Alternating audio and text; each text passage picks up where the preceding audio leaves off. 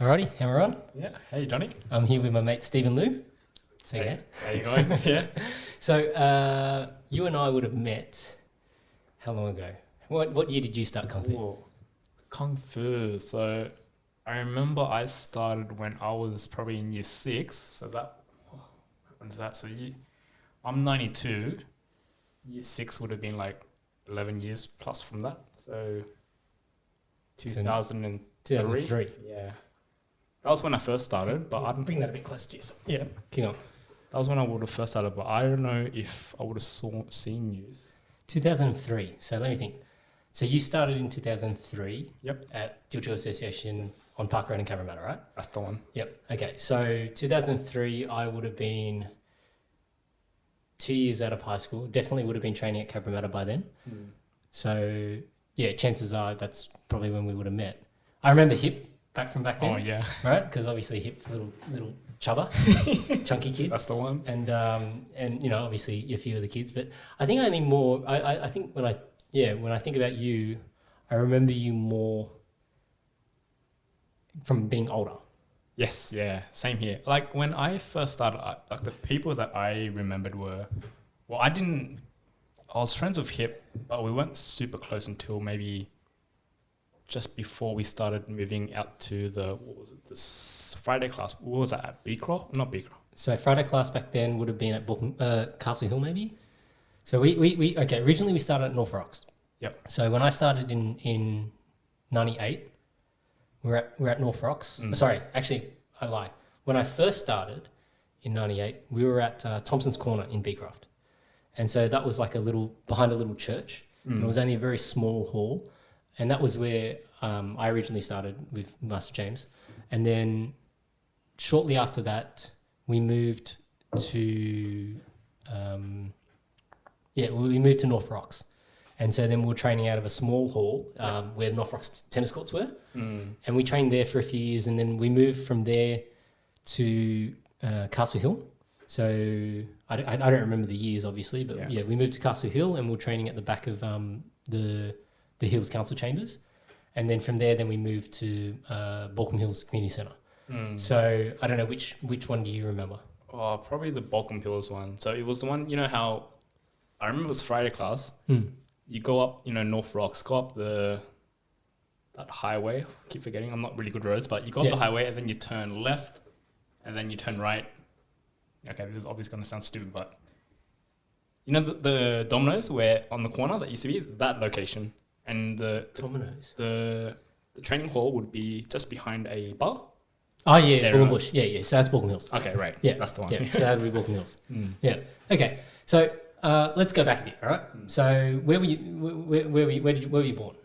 I was born in Australia. So my parents came from Cambodia, so they immigrated here. I think the story was my dad first came to Australia, and then my mum, she was living in America with her family there. Yep. Her sister actually came to Australia first, and they wanted to sponsor her. But I think the story goes, my dad eventually sponsored her. They got married. Okay. And then 92, that was when I was born. And you're the oldest, right? I'm the oldest of 4 brothers. 4 brothers, including myself. Wait, so I only know Brandon. So there's 2 other brothers. 2 other brothers that you don't know about. Okay. Yeah. So what have they been doing? Not training, yeah. So living their lives, just enjoying, being kids. Okay. No. So my other brother Daniel, he would be after Brandon. Okay. I guess they were never really into martial arts. I got Brandon into it just because when I first started, Brandon was probably the closest one to me. Yep. In terms of age, and he was also interested in line dancing as well. Yep. But the other ones not really into it. They're just like gaming. Yep. Like the typical Gen Z kids. Okay. So what would be your earliest memory from growing up? Earliest memory of growing up, I grew up in Cabramatta, so I remember that very very clearly. Yep. I used to have so we lived in a flat down at Cabramatta at Hughes Street. Okay. We were on the 2nd floor, I believe, and next door I had a best friend. I remember her name was Vicky. Okay. But then I think I had to leave Cabramatta when I was probably 5 or 6. Yeah, so I attended kindergarten there at Cabramatta West Public School. Yep. Stayed there for half a year, and then my family decided to get away from Cabramatta and move to Macquarie Fields. Okay. And why did they want to get out of Cabramatta? Oh, I can only imagine it's because of the community back then. Like, there were a lot of druggers around the area. Yeah. So one clear memory that I really do have is that me and Vicky were playing hide and seek down at the downstairs of the flat. Yep. With her sister. So we're playing hide and seek, and then I think I was counting, and then they were leaving, and then I remember there was this one guy. He was just be going up and down through the car park area. Yeah. We were walking in and out. We're just like, I'm a kid. I don't know much about it. But then my friend's sister, she was like being a bit wary, and then we decided. Oh, well, he saw the guy. He just went down to the back and just stayed there. He never came back out. So then her sister decided to just have a peek and see what he was doing. He was just crouching down behind the cars, and I'm guessing there was she was doing drugs. Injecting. And then we decided to go, like, screw this, let's get out of here. Yeah. Let's go back home. But so yeah, I can only imagine it was for drugs. Yeah. Just try to go out to Macquarie Fields where it's supposedly better. Yeah. But funnily enough, I guess it was better, but I was like the only Asian there until high school. But I turned out pretty good. Okay. So what's the age gap between you and your brothers? I would say I'm 92. Brandon is 94. Okay, so 2 years. 94, 95. Yep. Daniel would be 1 year after. Okay. And then Billy, my youngest one, is 93. 92, 99. 99. So you've got 7 years between you and him. Yes, that's right. Yep. Okay. Did your family dynamic like change for you? Because obviously, you know, before Brandon was around, you were the only son, or the only child, I should say. I think at the age of 2, you probably wouldn't have noticed so much, right? Do you remember much from before Brandon was around, or can you only remember having Brandon in your life? I remember having Brandon in my life, so in the flats, yeah, I remember him as a kid, and we'd be brotherly and stuff. But in terms of Daniel and Billy, Daniel, I don't remember much about in terms of age. Billy, I do remember. He was always a little fat, chubby kid. Yeah. But when you say dynamics, are you referring about like how I would change? Like I guess what I'm referring to is when so our first child is Cadence. We got to spend a lot of one-on-one time with her. And then when Harley came around, obviously the dynamic changes, right? And so, you know, at the moment, my 2 kids are going through this phase where they're fighting about everything. So, you know, they can fight about what they want to watch on the TV. They can break out into a fight in the car because one of them wants to sing one song and the other one wants to sing a different song. Right. But at the same time, you know, if we were to say, okay, if you two are going to fight, we're going to take one of you away and we'll say goodbye, they'd be very, very upset, right? So the dynamic changes. And I guess, you know, having the third child in Eden, I guess for me, I see both of them can then be very caring to her, right? So they'll play with her differently. Harley will treat her differently, obviously, because, you know, she's not really a threat to him. Whereas Cadence is probably also, you know, is the big sister, so she's probably a bit of a bully at the present moment. Yeah. And so he's trying to, you know, find his own feet and stand up for himself. So I guess, you know, I'm just curious, you know, did you notice anything with your parents, you know, in terms of how, from a parenting perspective, like obviously they now have to share their time, you know, between you boys as well. And then also from your relationships with your brothers, like how did that, how did you find that as you were growing, you know? Yeah, okay, so that's good. In terms of how I saw that change, I wouldn't say I felt much. Like I felt that my parents loved us all equally. I would say that I probably was a bit more favourite in the sense that they'd always give things to me first, and then like in terms of new toys. Yeah. And then my brothers always get the hand-me-down, so I'd never get something new. Yep. So there's that. We did fight a lot, but I think that just comes with being brothers, right? Yeah. So maybe it's a bit different with you where you got one son, one daughter. Yeah. So you would have more of a loving dynamic. My kids are physical. Oh, really? Yeah. When I show some of our friends, you know, like say Toby, right? And I'll send them videos of my kids, you know, fighting, and they'll be, you know, doing jiu-jitsu, rear-mounting each other, and then Harley thinks it's funny to then, you know, throw some punches in, and he'll be laughing as he like punches her in the ribs and things like that. So takes after you. But when the tide turns and he's on the bottom, he's the first one to cry. So. Oh, really? Yeah, okay. I feel like this is because of you. Because you come from the background, and I would have thought that. Yeah, look, I think I probably, foster that sort of environment. Like, I don't want them to be wrapped up in cotton wool. I want them to be able to defend themselves. I was actually, saying this statement to Toby and to Pat and Leo, some other friends of ours, the other day that, I think, it's important that every female learns how to defend herself. But then and I don't mean this to sound sexist, but like from a male's perspective, as I view it as, a man needs to be able to defend his family. Yep. So that's why, for me, martial arts has been so important from that perspective, right? But that's not to say that's the only way to protect yourself. But we live in Australia, right? Guns are banned. Yep. So, that avenue is gone. So let's not worry about having guns, but let's actually worry about, okay, if something was to go down, do I have the confidence that I could protect my kids? Do I have the confidence that I could protect my wife? That to me is really important. Yeah, right? You want to distill that into your kids as well. And so that's part of the reason why, so for my girls, I want them to be able to defend themselves, because chances are if they're going to get into an altercation, it's probably going to be in a one-on-one scenario.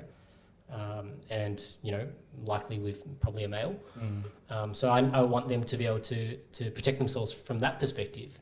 And from my son's perspective, if he's going to have a family one day, then I want him to feel confident that he could protect his family. I think those things are, we take safety for granted. We just sort of think that everything is safe nowadays. And relatively speaking, like we probably live in one of the best times in the known history of man, right? We don't have too many things that are out there to kill us, bar COVID perhaps. But like, there's not really a lot of things that really threaten our existence, right? We're living in a good country where we've got the support and infrastructure, unlike, places like, I guess, Cambodia and like Southeast Asia, where they're not as well off as Australia and America. Yeah. Yeah, and I think, have you been back to Cambodia? No, I haven't. Yeah, okay. So, when, like, an example I'll give you is when I've been to Indonesia as an example. So Indonesia is obviously like a third world country. The disparity in wealth is astounding, right? So I went once with my family as a holiday, and I went once with Master James to teach martial arts. Yep. And when I went with Master James, obviously I was a bit older in life, and we were teaching martial arts, so we had people that were looking after us and showing us around. But we went from, you could see places that were really, really nice, to seeing beggars on the road. And when I say on the road, like not sitting on the side of the road, these were beggars who would want to get run over by motorbikes or cars, because then they're more fucked up to be able to beg for more money. Oh no, that's pretty dark. It's very dark, yeah. Right? But I this memory is like burned into my mind, where I saw this lady, as a motorbike would drive past, she put her leg out under it, and she had an open wound. Right? Insane. And you where I'm in this car driving past, and it's just normal, right? Like the locals don't even bat an eyelid; they'll just run over her. They won't even think about it, right? Because the more crippled ones, if they've got amputated limbs and things like that, the more they will get from begging, potentially. So that's pretty crazy, right? Like from that perspective. So for what we experience here in Australia, we don't really we don't see that sort of hardship, where people are going to that sort of extreme. So I think we take safety for granted. And I think, I don't know if it was Bruce Lee that said it, but I know it's come up on, as being attributed to him, I think. But, better to be the warrior in the garden than the gardener in the war, right?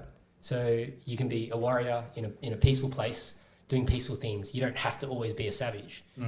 But if you're somebody who has never experienced that conflict, and now you're suddenly called into going into war or going into conflict, it can break you.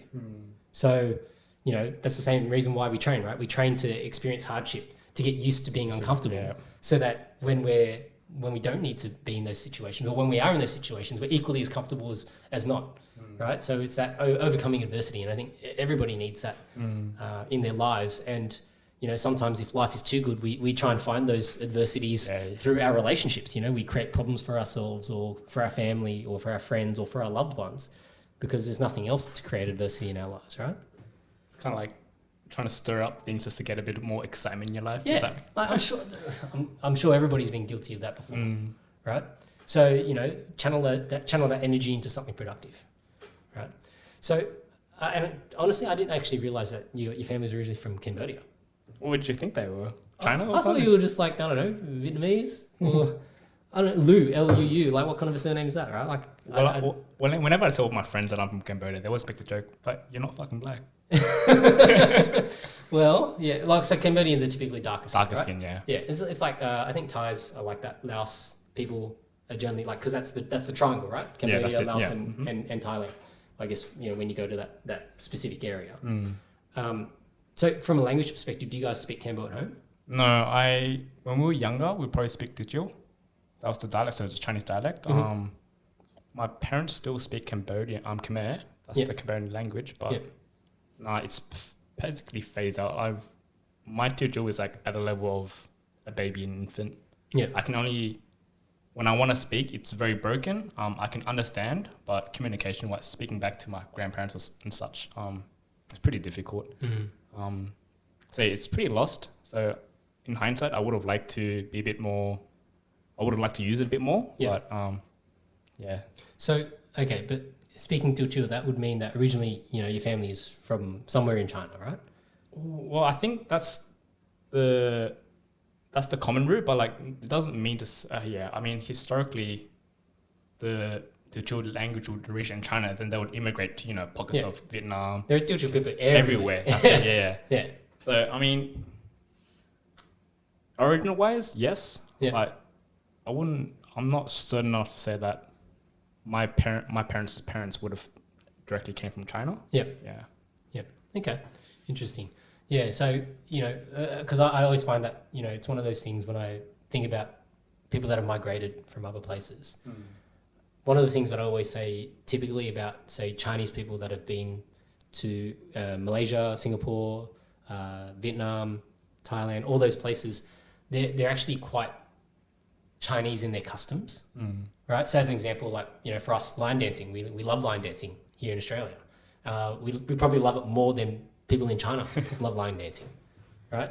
So it's almost like there's this nostalgia attached to, our roots or whatever, that when you go to China, you don't really see that as much. Like nowadays, I think, Chinese people are more, not to say Western, but their mindset is different. They don't really, I don't think they have the same sort of affinity. Would you say that it's because that it's such a common thing because they're in that environment where it's like, if it's so common, it's like they want to get away from it and become a bit different, whereas for us... It's not exotic. It's not exotic, yeah. Whereas for us, it's probably exotic, right? Yeah, uh-huh. Yeah. Okay. So I just want to get back on track. So, so 4 brothers, from the dynamics perspective, you didn't, I guess you felt fairly much that your parents loved you all equally. Yeah, we did. And in terms of growing up, we're not super close where we would just, talk about each other's hardships. I think we're very stereotypical in the Asian family sense where it's forbidden to talk about, show our feelings and such. Yeah. So yeah, dynamic-wise, growing up, I didn't feel much difference, but I would say as we grew older, we did get a bit distant in the sense that we're not very open about our feelings like that. So what were your parents doing for work? So growing up, my dad would be working at a factory. I think he worked at Amoco in Liverpool. But then that got bankrupted. Then he started doing odd jobs. So I think mainly this factory work, but now he's doing Woolworths delivery as a driver for Woolworths. So people would be making online orders. So he'll be doing that. So my mom's just a housewife. Yeah. So from that perspective, was your dad always out and about working when you were young? Or like, was he very involved? Like, I guess when I say... Yeah, I would say probably not, nah. So it was always in the daytime, working. You'd only see him at night. Weekends would be... Yeah. But I don't have much memories of us going out. But yeah. Okay. Yeah, because I find that, and me speaking about my own family, right? My parents were so busy working that we didn't spend a lot of time together growing up. And so my mum's thing was like, her thing was she wanted to always take us away once a year on a family holiday to try and stay close. But during the year, my parents would work really, really hard. So a lot of the time, so my sort of home life was I used to sleep late. That's probably why when I was, in high school and things like that, like I just did whatever I wanted because my parents were hardly ever home. And very, very big contrast to how, my family life is with Ange Yeah. and our kids, because, now I eat the earliest I've ever eaten, we eat dinner at like 5:30, 6 o'clock, right? So we eat really, really early. Generally, I like to be in bed early. But, for me, sleeping at midnight, 1 a.m. was like the norm back then. Like we probably only ate dinner as a family at 9:30, because by the time my parents left the office and went home, it's already 8 something. And then my mum would cook something, and then it'll be 9 something. Then we'd have dinner and then have shower and go to sleep. So, I think, from our parents' perspective, they thought the best way to grow the family or look after the family was by working, right? But for us as kids, I think kids, like we don't really care about the money side of things. We just care that we've got our parents. Yeah, that's it. I mean, at that point in life, like we don't really see the value in money at the moment. Yeah. That's all we see is this, I guess, the relationships around us. Yeah, yeah. So with your mum as a housewife, so to speak, did that foster a closer relationship for you and your mum? Like, do you find that you're closer with your mum? I would say I'm closer with mum, yeah. But still, I don't have very much vague memories of like, showing feelings. But now that I'm older, like I see, you kind of start to understand like why they've done the things that they've done, and they've done it because, they love you. And now it's kind of opened my eyes, and I try to be a bit more human towards her. So give me an example. What do you mean by that? Well, I mean, okay, so this is pretty recent, and then I think my mum was having difficulties with, technology, like her phone. Like for some reason, she's on prepaid. She's on one of those prepaid plans where it's a 1 year subscription. You pay $30, that's it. You don't get any internet. It's $30 worth of credit. If it goes out, you're gone. That's it. And then all of a sudden, one day she can't make any calls. So she's trying to ask, like, I'm at home working. We're working at home. So I'm busy. And then my youngest brother, Billy, he's just gaming. And so my mum knows I'm busy. She doesn't want to disturb me. She doesn't want to disturb Brandon because he's busy. Billy's the only option, right? So she's trying to ask Billy about like, something's happened to my Vodafone plan. Like, I've got no money left. Like, what's going on? I didn't do anything. Like, because maybe she doesn't know better, right? Maybe she did, like, went onto the internet accidentally and just ate out all of her credit. But Billy wouldn't even like budge an eye just to help her. He would be like, no, I'm just gaming. I don't know. He wouldn't. I think what annoyed me was that he didn't take the time to kind of just try to like just take that space and just say, all right, put the game on hold. Try and like find out what's the problem. And see if he could help us. But he just didn't. He didn't even bother at all. Just said, look, my game comes first. And I got pretty annoyed. I was about to like just go off at him because I overheard the conversation. I was like, no, that's true. Like, I'll probably just damage him even more. So I just go to my mom. I said, okay, let me see what's happening. Do all the usual, just call in check the balance, call Vodafone up, and just see what's happening. And then I think she got a bit more emotional. Normally I'm kind of like strong in my words. Like, I say in a very strong tone, like, I'm kind of angry, but then this time around I was like, oh, screw it. This is, take it calm, be calm about it. And then she started opening up. She's like, oh, I do all these things. Like, I don't have any family here other than my sister. My parents were gone since she immigrated here. She's always cooking for us. Like, she's always putting us first. It's always everyone else before her. So, and then she started getting tearing up. And then now that I'm old, I understand that. And yes, I'd always reap the benefits. Like, she's always put me first, but I never took out my way to just open up and just be a bit more understanding and say, talk back to her, because in the past she would always say that, but then I wouldn't really think about it or reciprocate. I acknowledge it, but my actions didn't really show it. I'll just be like, it's almost like, you owe me, mum, you brought me into this world, right? Not like that. It's just more like, I think the mindset was that because of the way I was brought up, like, as I said, we weren't really the type to show our feelings. So yes, I did know that, she was right. I understand what's coming, but if you were to see me, like, I'll just be quiet and just be like, this, like, I know. But it's just a very empty response. So it might seem to an outsider that, I'm just nodding, but are you really empathetic towards it? Are you actually thinking about it or understanding? Exactly, So the difference now that I'm doing it is that I'd actually start speaking back and just saying, oh, look, like, don't worry, like, here's his gaming.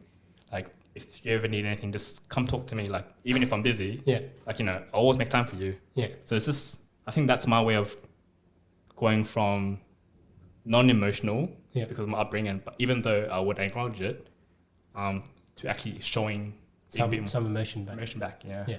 So out of curiosity, that sort of, you know, block, when I say a block, you know, that how you're not used to showing that kind of emotion. Has that been the same in your own personal relationships? Oh yeah, 100%. Yeah. So I think with my current relationship with Meg, I think that really helped open myself up.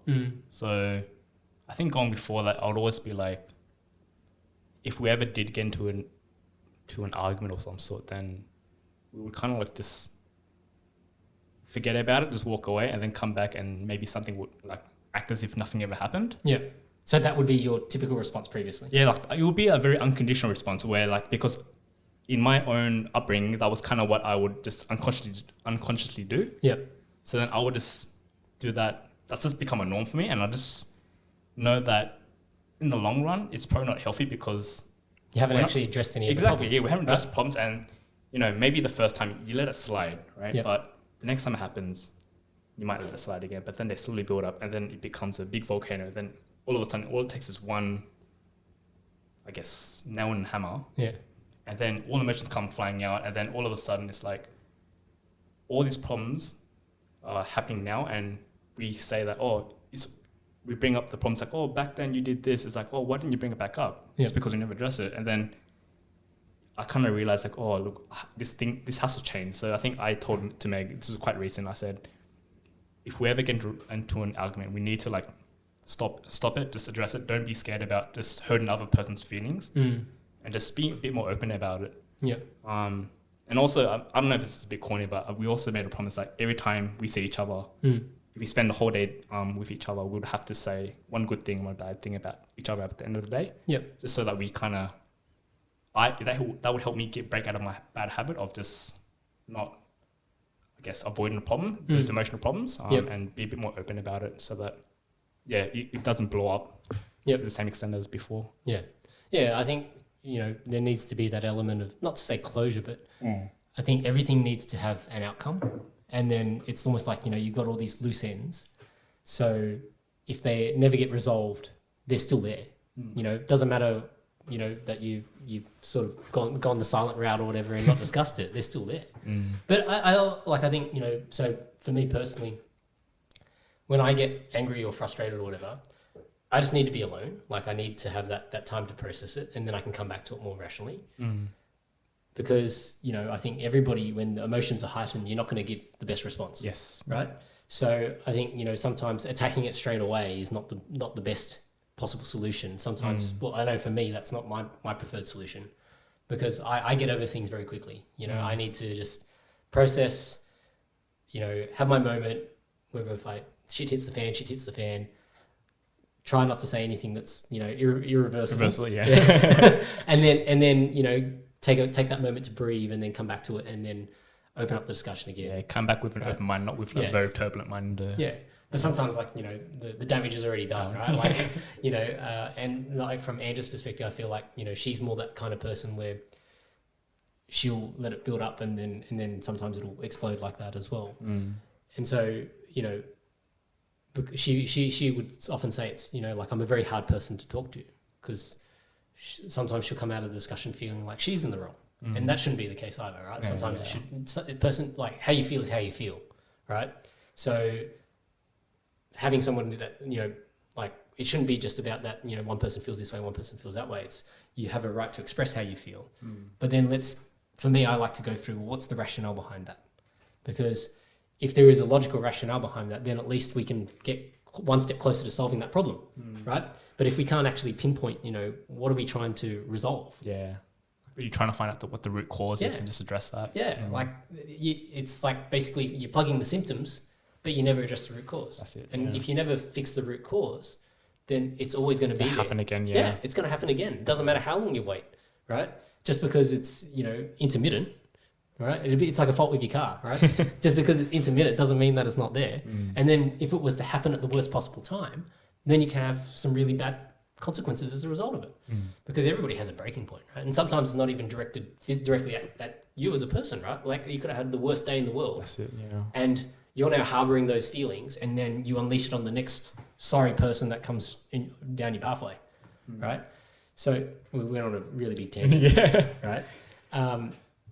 So I guess, from that perspective with your brothers and with your mum, I guess what would be what's the happiest memory for you in that household? Happiest memory. Again, I said that I wasn't a very emotional person growing up. Yeah. But happiest memory.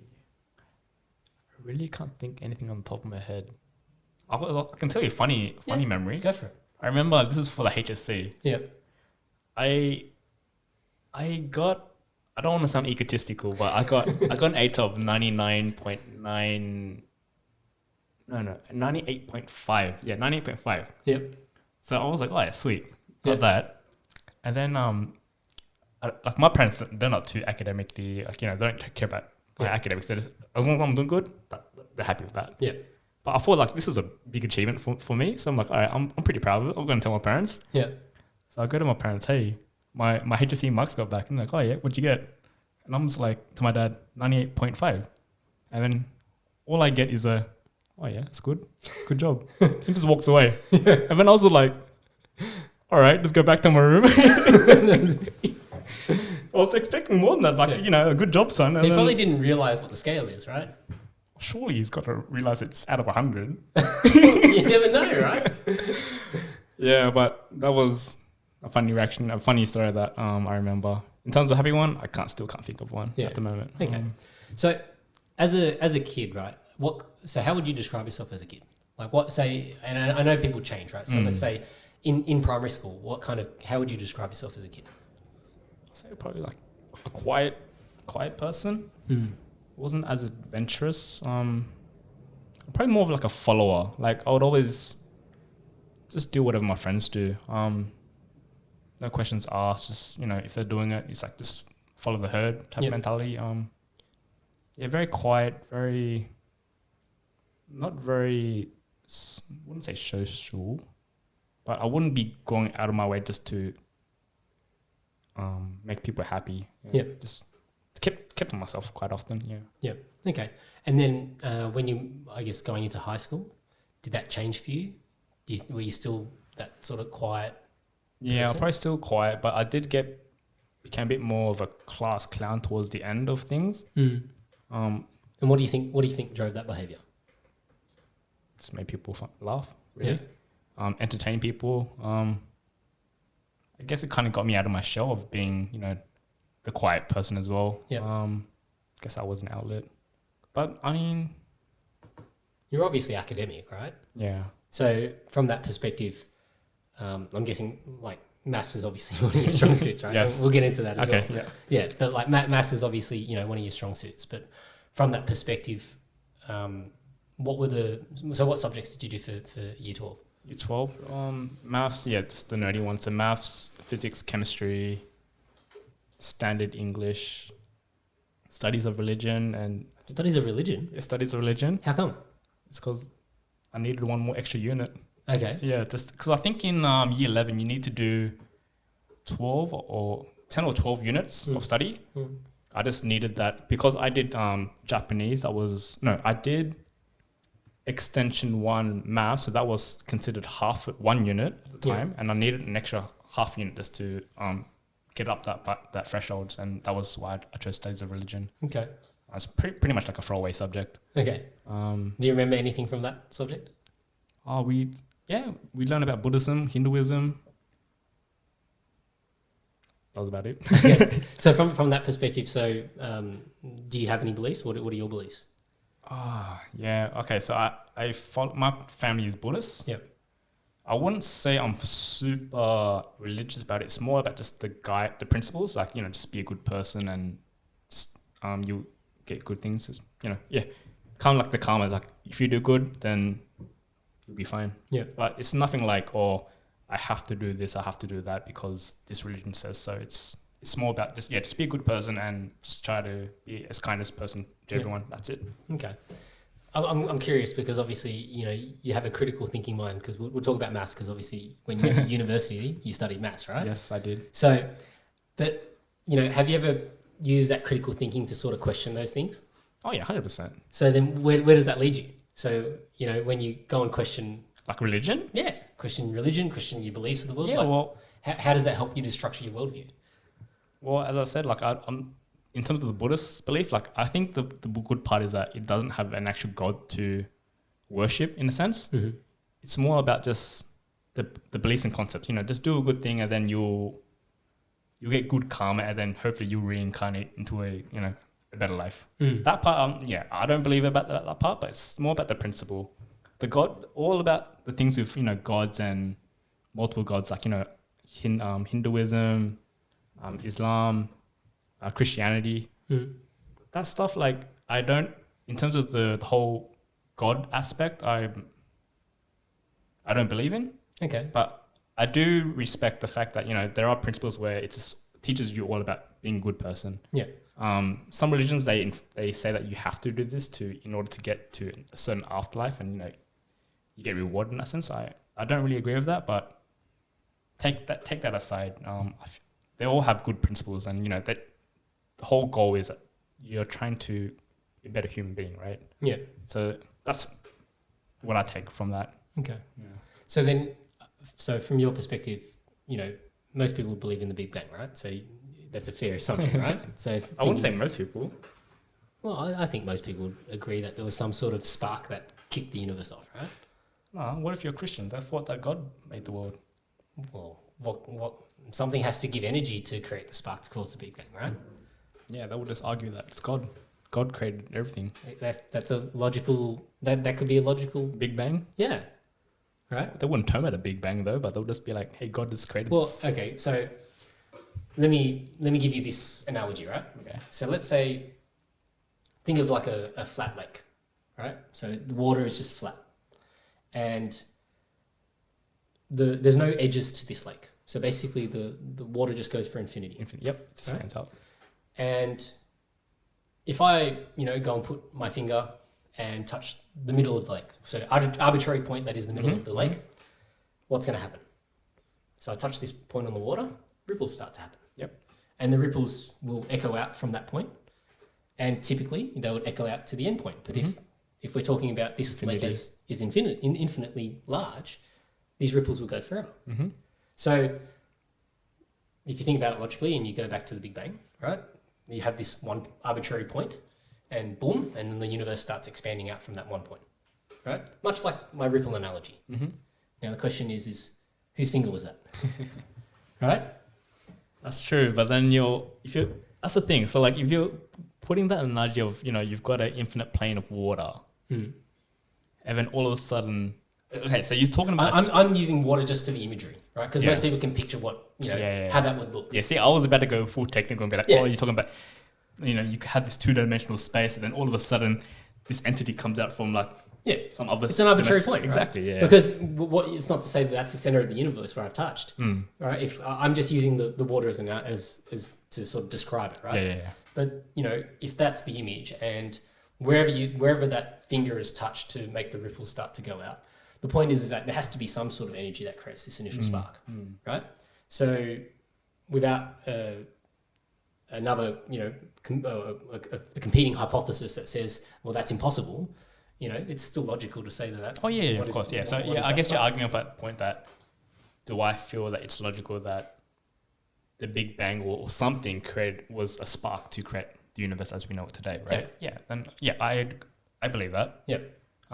But then you get into those technicalities about like, does a notion of time or space make sense before this trigger point, right? Because then with the current physics we know today, it all breaks down at, very close to that start point, the Big Bang point. Yeah. So I think it is the right question, but if we're trying to rationalize it in the frameworks that we know today, it just doesn't work. So that could even mean that, you know, our understanding isn't complete yet. Yep. And we need to develop a new way of Another understanding. model. Yeah. That's it, exactly. Yeah. But yeah, I guess putting that aside, the whole universe starting from a Big Bang, I'm on board with that. Okay. Let's talk about studying maths. Right. So what possessed you to want to study maths after coming out of school? Was that your first choice, or did you already decide, hey, I'm going to do maths? Or No, I didn't. So the degree that I did was science. Mm-hmm. So that was just a generic science degree. So I did the typical chemistry, maths, physics courses in university in first year. But I only started to think about doing maths properly when it was in second year. That was when I made the conscious decision that, hey, I'm going to start majoring in this subject. Okay. The decision which led me to that was that I think in first year uni, I just saw that in all my physics and chemistry courses, the framework that was being used to describe phenomena was mathematics. Yeah. So I saw that power in that, you know, we've got this framework to describe and quantify phenomena. So I thought that was powerful, and I wanted to take that further. Was there any particular phenomena that? No, it's just that was just the common language between the sciences. Yeah. So I was like, hey, that if that's the underlying framework that is being used in maths, chemistry, biology, physics, then I want to learn that. Okay. Know, that's the raw starting point. Yeah. Well, maybe not the raw. You can always take it back to logic, but yeah, it's the one common framework which underlies nearly all of the natural sciences. Okay.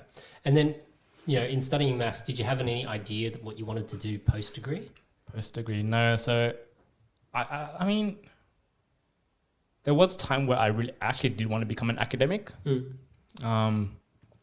But in terms of having strong, like, aspirations of becoming academic, it wasn't driven because I wanted to be one. It's probably more coupled with the fact that I was actually good at doing maths. So it's like, it just felt like it was just a natural pathway. Yeah.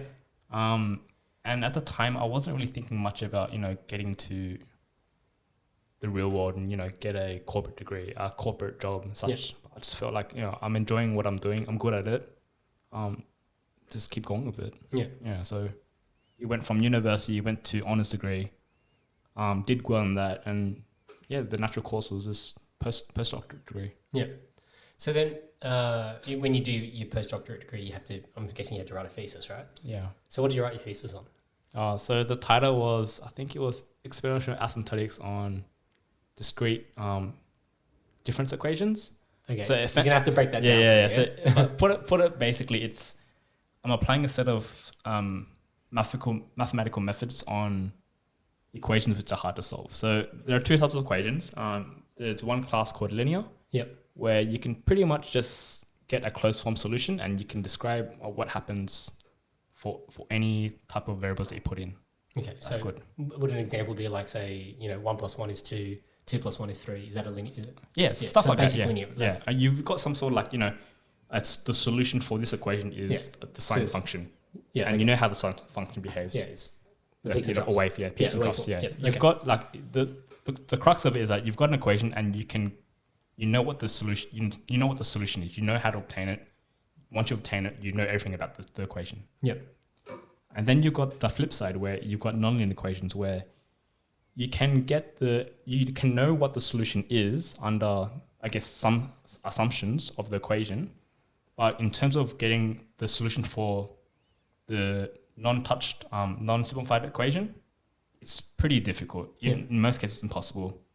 So when I say asymptotic analysis, it's the study where you make assumptions on the equation under some sort of limiting behavior. So, for example, you might be interested in the long-term behavior of an equation. So as time goes to infinity, what does the behavior of the solution look like?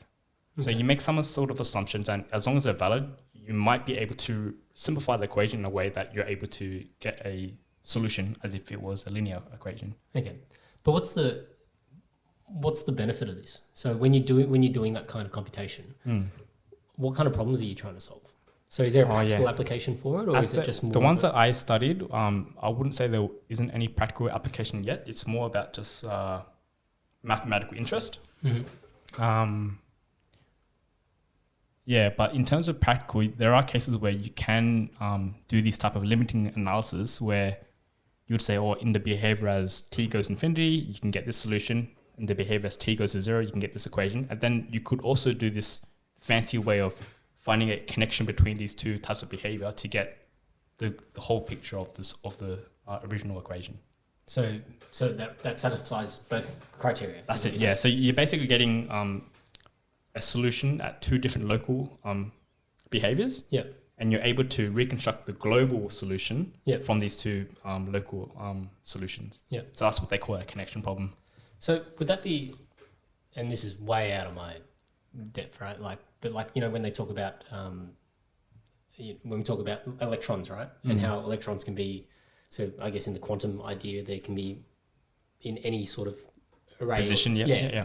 So would that be like trying to solve that kind of thing? I did think about this because the analogy here is that in the real world that we see today, we kind of see it as very continuous.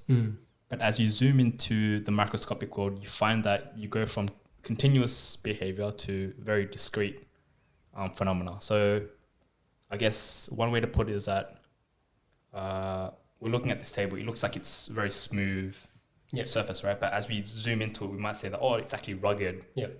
And there could be like some sort of structure which is very, periodic or discrete. So it might be coming in sets of there's a dot here, there's a dot here, there's a dot here, there's a dot here. But as you zoom out, it doesn't look like dots. It just looks like a single continuous straight line. Yeah. Yeah. Yeah. Okay. So it's almost like it's going down to that sort of pixelated level, right? That's like, it. Yeah. Exactly. The deeper you zoom in on the pixels, the more they start to look squarish. That's it. Yeah.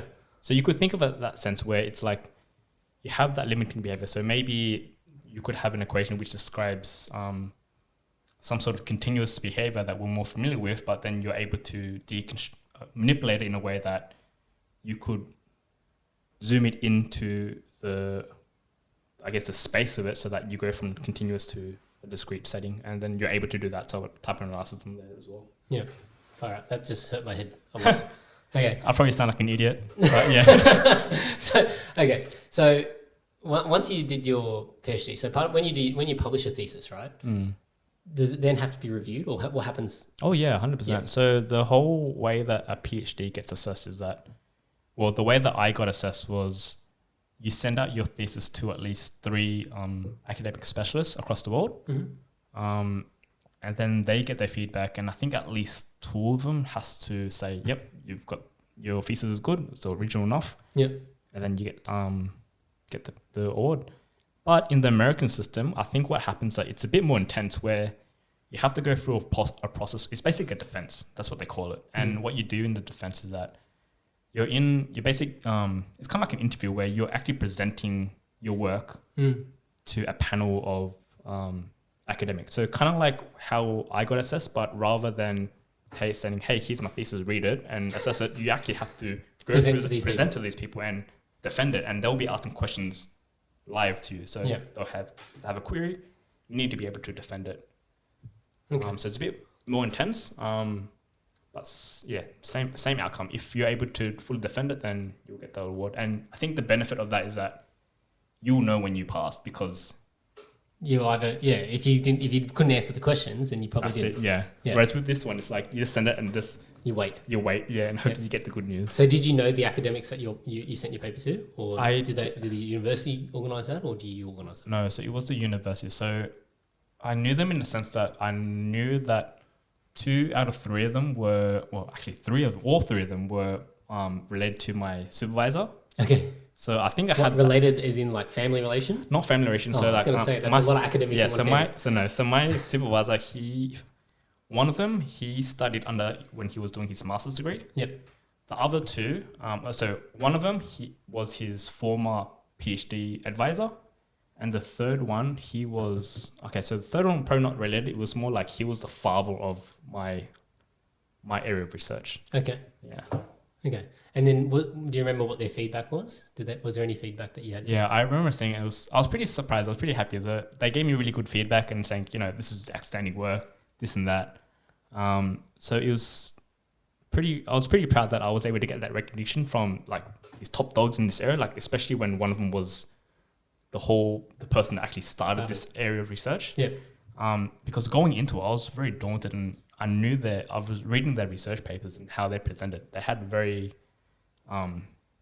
deep knowledge of and understanding of the theoretical framework, whereas for me, I had that deep theoretical knowledge, but when I presented it, it was more so focused on the applications of it. It's like, oh, we know the theoretics behind it, but we're not going to care too much about it. It's all about just applying it to these equations that we haven't solved. Yeah. Yeah.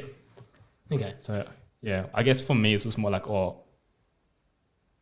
like I was doing work where it might look like it's just easy, and I was kind of afraid of like, oh, look, you're just applying it. Good for you, you know. So when you when you had to pick your subject of your thesis, did you come up with that yourself, or was that something that you had to communicate with your supervisor? I had on? to communicate with supervisor. So I think I knew the methodology that I was interested in. Yeah.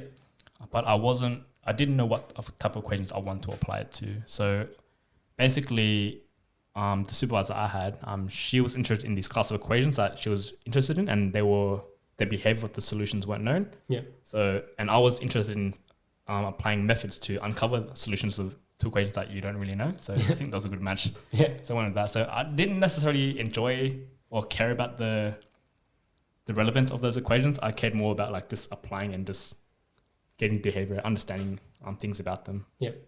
So I guess, what did you think you learnt the most about having to go through that? Because obviously not everybody gets to go through and do a thesis project, right? Yeah. Do you remember how many words was in your thesis? I don't remember words, but I do remember it was roughly 100-page thesis. Yeah. But if the one thing that I took out of it, which I'm pretty fond of, is just the determination, persistence, and just knowing when to not give up. Yeah. Because there were times where like you just don't know what the fuck you're doing. Like, you go into you hit a wall and you're just like, oh fuck, what do I do? Yeah. So I got used to the feeling of failure, but not giving up. Like, you know, you reached a point where you stopped and you don't know what to do. Take a breather, step back, come back to the problem, and then you see it in a new light, or either you just understand why it doesn't work. Yeah. So at least you know that, okay, there's nothing else you can do. Yeah. And you just find another way to go about it. Yeah. So yeah, it's just the persistence and just not to give up. That was the one thing I took out of it. Yeah. Were there points where you were like, I want to change my thesis topic? I wouldn't say so. No. The whole thesis journey for me was enjoyable. The only thing that I started hating was at the very end, where it was actually the thesis writing. Okay. But it was more so because it got to a point where my advisor, he was all like, no, you need to write it in this particular way. Like, this is how you meant to write it. The way that you've written it doesn't make sense. Like, equations don't run. Like, he's very pedantic about the wording, the language. And I was like, dude, just calm down. Like, he gets the point across. That's all that matters. But I think he was just more so like trying to impose his writing style upon me. Yeah. I don't know if it was because that he wanted to make sure that I gave a good impression to the advisor, because he had a good, like, he was related to them in some way, like, you know. Yeah, and he was the one putting it forward for the exactly. And it's kind of like, you know, I was his first student. So I think it was more so like he wanted to show his former advisors that he's able to produce a good student. High quality, yeah. Exactly. So I see from that approach, like, so there's two. I was a bit salty in the first place, like, you know, you're being a bit pedantic for no reason. Yeah. But in hindsight, it's like, oh, it kind of worked out for me, because it gave me a bit more discipline and, you know, be a bit more learn, like, you know, quality detail matters. is important. Yeah. Exactly. Yeah. Yeah. I really resonate with that. I think it's one of those things that people often overlook. And I know early in my career, I was the same. I didn't really pay much attention to detail. And, you know, I was thrown into analyst roles and had to learn detail and get better with detail. And now, you know, I'm probably on that pedantic side where I think language is so important. So as an example, you know, I often use this one when we're discussing or negotiating with a customer. If I say, you know, okay, we're going to do this and then we'll sign a contract, right? a contract, by nature of the word contract, is a binding agreement, right? But a lot of people have a negative association with the word contract, because when people hear contract, they start to feel, I'm going to be locked in. Locked in, yeah. Right? Yeah. So most people have that association. So typically I avoid using the word contract, because at the end of the day, a binding agreement is a contract. So I just use the word agreement, right? We'll sign it. You'll sign the agreement form. If, we come to terms, blah, blah, blah, blah. And I think, how you, the language that you use to express your thoughts or what you're trying to communicate to your customers or to your friends and families, it does make a difference. 100%. Right. Yeah. And, for a lot of people, it's just like, you sound like a wanker. Like, you don't need to use that sort of language. I think another common example is the word but. Everybody has actually, well, I don't know if everybody, but I think a lot of people have that association that when you say you're a great guy, but, right? Then you go, oh, fuck. Like, what does that mean? Like, so am I a great guy or am I not? Yeah. Right. But if you use the word however, right, it sort of softens the blow. Yeah. But is very, very abrasive. And I like, the example I can give you on that was I had this guy that I was training for sales, right? Brad's his name. He's actually a manager now in a business, which is great. His career's done well. And he had this problem where he would always say but. And I had to go to the point of borderline, making fun of the guy. Right. Because every time he'd be like, but, and I'd be like, but. And it's like, you got to get that word out of your brain. Because every time, you're talking to a customer, look, we can do this, but. So straight away the customer's thinking, well, you can't really do it then because you're using the word but. So, but if we re-express it and say, however, can we look at it from this angle, right? It's a much less abrasive way. It's a more gentle way of putting it, Yeah, exactly. So that's why I think, language can be so nuanced, and it's really important when it comes to expressing yourself. The more nuanced you can get, there's almost like a finesse to it. It's like, in martial arts, like, when you tie up that position really nicely in jiu-jitsu as an example, and you float from one position to the next, there's a finesse to that, right? And that's where the artistry is. Versus, if I just tackle you and try and beat the shit out of you by using my strength and my weight, it's a different approach, right? And there's a different feeling to that as well. You come out of the role where you've been manhandled and you go, fuck, that guy was just rough, right? But then, you have a different experience with somebody who just completely outclasses you. It just dances around you. Yeah, and you just go, man, I'm just so shit, right? It's the same. That's the nuance, right? It's you're communicating in that language and you're expressing yourself in that language, and who has the better grasp of that language will determine who's going to be the victor. I guess that's why, when it comes to law and those people that practice, in the legal profession, they're very specific with their language. Oh, yes, 100%. Right? Yeah. When it comes to contract terms, the contract terms are very specific in its language, because you don't want to be caught out by not having used the right language. That's it, yeah. You want to close all the loopholes that people can try to take advantage of as well. Yeah, right. And, I think there's an element of when you are dealing with somebody who is an experienced operator, that's actually, it's not something that you should be wary of. I think that's actually more cause to be trustworthy with that person. Like, they're building trust because that experience shows through in the process. If that person is really genuine in their approach, right, then you can actually establish good rapport versus somebody who's, who says one thing, but then you don't have that same sort of feeling. Confidence, yeah, they don't generate that sort of trust because their actions might not speak the same way as their language does, right? It almost sounds fake, right? Everybody has experienced inauthentic people, right? And so when you've had that experience and you can differentiate between somebody who's authentic and not, you automatically gravitate towards somebody who is authentic in their language. That's it, yeah. Yeah. So when you finished your thesis, you would have obviously had this feeling of, like a big weight off your shoulders, right? Yeah. It's a lot of schooling, right? A lot of schooling, yeah. It's just like, done 10 years, almost 10 years of schooling. And it's like, yes, a bit of freedom and what to do next. Yep. And so what were you thinking to originally, like, I guess, did you have any initial thoughts about what you wanted to do?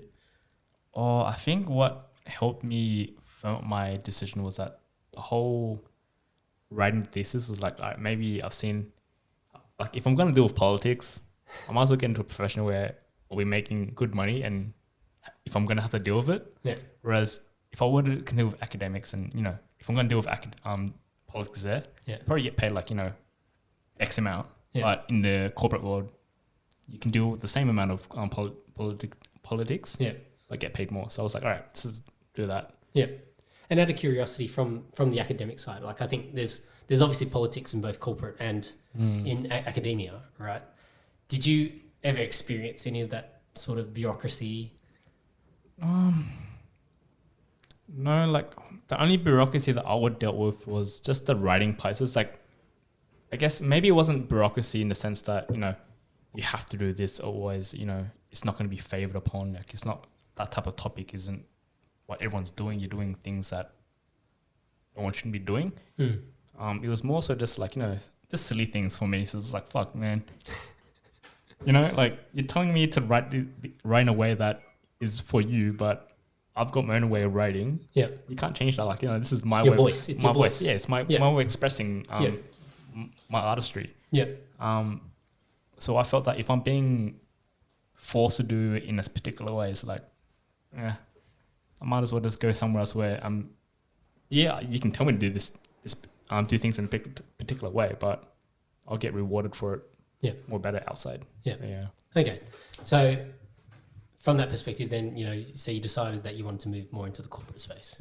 Yeah. That's it. Yeah. And then so you pretty much just went straight to Westpac, yeah? Yeah. So but it wasn't straight. So yeah, it was straight in the sense that I went from university to Westpac, but it wasn't like a quick process. So I think it took me maybe just under a year to get in. Yeah. Because, you know, like even like I'm sure like you gave me shit for it as well. Like, you know, during when I was studying, you're like, oh, you're doing PhD. You're gonna become jobless like, you know, one of our other friends, Alan. And if Alan's like a serial academic, yeah, right? You know, donates his body to science, does every single clinical trial, you know, overqualified for everything. That's it. Yeah. Well, were you saying that to me as well, right? Yeah, but look, I can. Maths is one of those things where it's, you know, it depends on what PhD you're doing, right? That's like I think at the end of the day, there are PhDs that are very esoteric, and you know, you need to probably go and get a job at NASA or something like, you know, like you or SpaceX or something like that, right? But maths is something that, you know, it's almost like, I think it's like a bit like actuary, right? So, and you know, the only difference is that you're probably going to a few levels beyond purely on the mathematics side, as opposed to starting to look at from a financial perspective. But I think, you know, it's still a skill set that can translate into 100%. into that financial world, right? Yeah, but I also feel like it also depends on the individual as well, because you could have, you know, the smartest guys in maths as well, but the moment you put them in a non-math environment, they might just break. They just don't know what to do. Like, that doesn't that speak to more their social skills? It would be, more so that's what I mean. Like, it doesn't mean that just because you're doing a math degree doesn't mean that you're going to be as successful or transition smoothly into the corporate world. Yeah. Like, it really depends on whether you're able to see beyond the way that you've been taught to apply these methodologies and adapt it into a different problem where it might look different on the surface, but when you look at it beyond that, it's like, oh no, it's exactly the same problem solving skills. You just at the face of it just looks different, but really when under the cover, it's very similar. The fundamentals are the same. Exactly. Yeah. Yeah. So on that, right? Like when you what I wanted to sort of touch on was with your friends that would obviously have been going through the same sort of PhD with you. You would have had a real mix of personalities, right? Generally speaking, were more of the guys more so like from a soft skills perspective, you know, did they struggle with soft skills because they were so strong in maths, or? I wouldn't say so. So my friends, they were more like, I guess when I first saw them in undergraduate, I thought they were the weird guys because they would just be rocking up doing their own thing. But in terms of soft skills, like they're very social. It's just the things that they do weren't probably like my jam. Yeah. So like, for example, they'd be going to like, you know, they'll be biking, or motorbiking. That's not what I like. I like four-wheel drive, motorsport. And they'll be just, I don't know, they're a bit geeky in their own sense. But when you get beyond that and you just talk to them, like, you know, they're fine. Like, there's nothing that differentiate them from me and you or I. It's just, their interests are just different to me, but the social skills, I wouldn't say so. I didn't meet anyone that was like, you know, very sheltered and just wanted to stay in their own bubble. Yeah.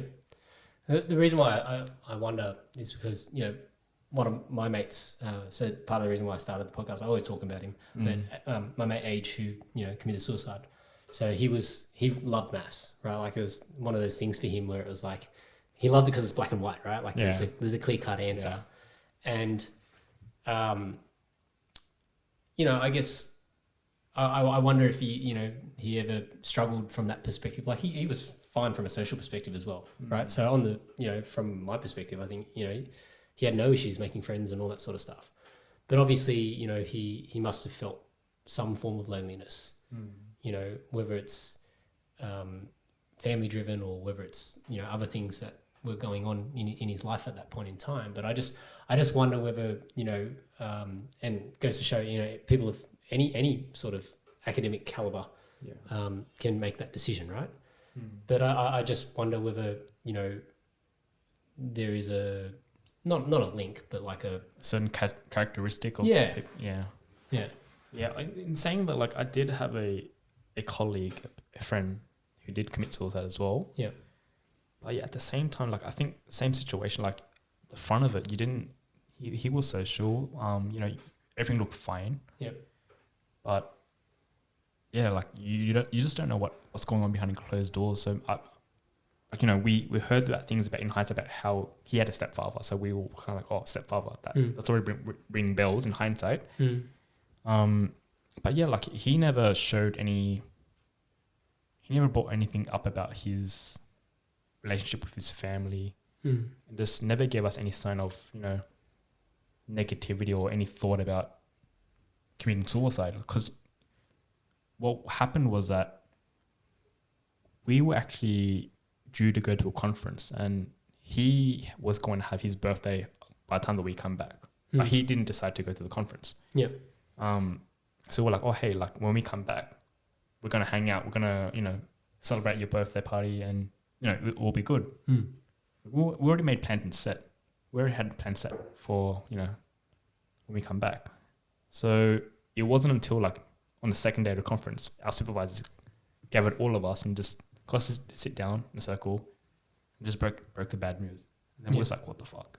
Literally just a couple of days ago, we said that we're going to do this and this. Yeah. And he looked like he was fine. Didn't look like he was having anything wrong. And then this happened. Was there any reason why I didn't want to go to the conference? I don't think so. So I think it was more so because all of us, we had something to present. Yep. But he was doing a master's at the time. Okay. So maybe because he didn't have enough material to do a presentation. Yep.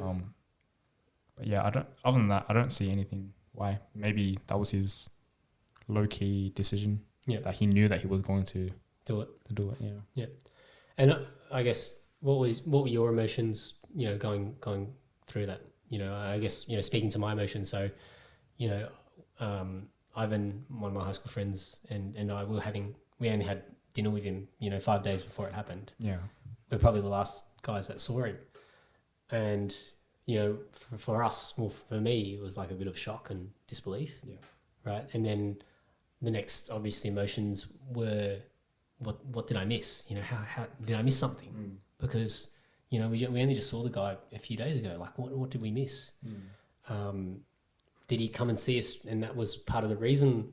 Like, were we supposed to pick up on something? Yeah, like it was like a silent call for help, right? Yeah. Was there something like that? You know, like these are all the questions that, you know, we went through. I guess from your perspective, what were the sort of things? I think it was the same situation. So, like, after the shock of it just settled down, we were trying to, like, figure out, like, were there any small indicators that we could have picked up that would have alarmed us? So, you know, you go into detective mode and try to figure out what were the signs, if there were any, and then, yeah, just trying to do all that detective work. But it was, I wouldn't say that it was, like, got me emotionally, like, you know, teary and all that stuff. But it was more like, you just start questioning yourself. It's like, oh, could I have stopped it in any way? Yeah. So yeah, just that was my reaction to that. Yeah. Okay. Let's switch gears a bit. Yeah. So we're not all the way on the downer. let's get back to Westpac, right? Yeah. So your first experience in a corporate environment, did it shock you at all? Like, was it different to what you expected? Was it what you expected? It was different in the sense that the team that I got in was pretty chill. Yeah. So I was happy with that. Yeah. You know, you're the new guy and also you're just doing what people tell you to do. So there's that. But when I got a bit more experience, and the funny thing was that there's two divisions so there's multiple divisions. But the one that I got into was the consumer division. Okay. So I was meant to be doing some sort of modeling for the consumer division. Yep. And on So the flip talking about consumer credit or consumer mortgages, Yep. deposits, Yep. all that jazz. Yep. Basically, what I was tasked to do was just, on average, how long if a person opens up a mortgage loan, how long will that mortgage stay on the books? So is it going to be like 5 years, 2 years? Even though it's a 30-year contract, you know, people change, remortgage. Exactly. That's it. Yeah. Okay. We're just trying to answer that question. And then on the flip side, there's an equivalent role that the business guys decided to hire. They were meant to do the business side of things. So I think what they did was that they saw that my skill set was pretty, I guess, successful for consumer, but maybe it's because I had a good team that helped support me. Yeah. So they decided to hire a PhD to do the same line of work. So I think his major was engineering and PhD. But I'm like, look, doesn't matter. Like, you're a PhD, I expect you. Cool.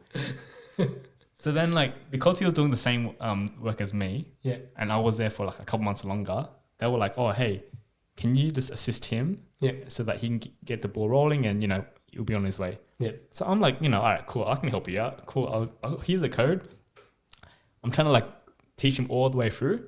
But the way that he spoke to me was kind of derogatory. Like, he would always be like saying, there's one word that I really hate. And I know that Meg knows this. It's when people say sure, but it's the way they say it. Like, sure.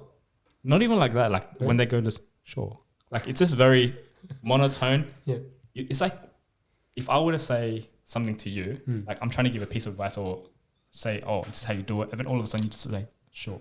It's kind of like you don't believe. It's a bit sarcastic. It's a sarcastic tone, yeah. So I hate that. And he was always giving me that. Yeah. And I was like, dude, I'm in my back of my mind, I'm like, dude, I'm just trying to tell you how to do it. Like, if you're trying to help you, yeah. I'm trying to help you, yeah. Like, you're new. Like, I don't care if you like you've got more industry experience than me. Like, I'm just here to help you out. Yeah.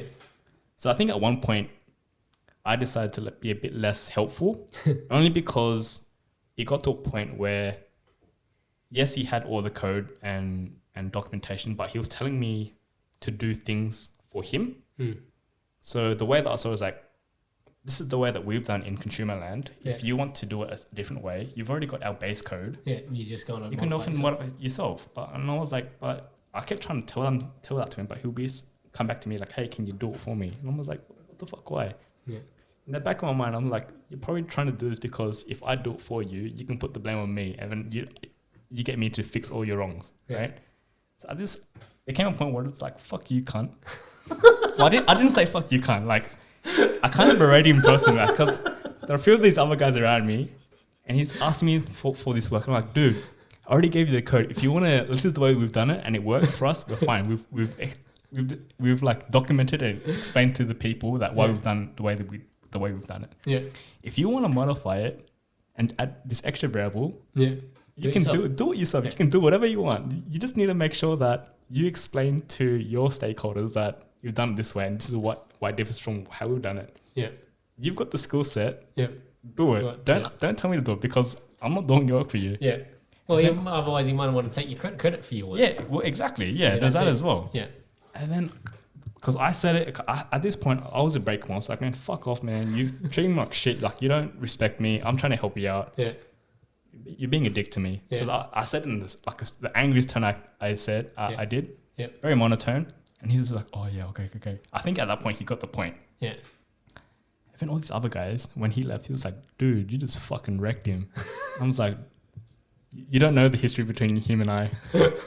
So, yeah, like, I think the take-home point for me is like, even though it's kind of like that also, like, even though you've got a uni degree, doesn't mean that you're You have the same capability. You have the same capability, yeah. Yeah, of course not. Look, at the end of the day, a degree.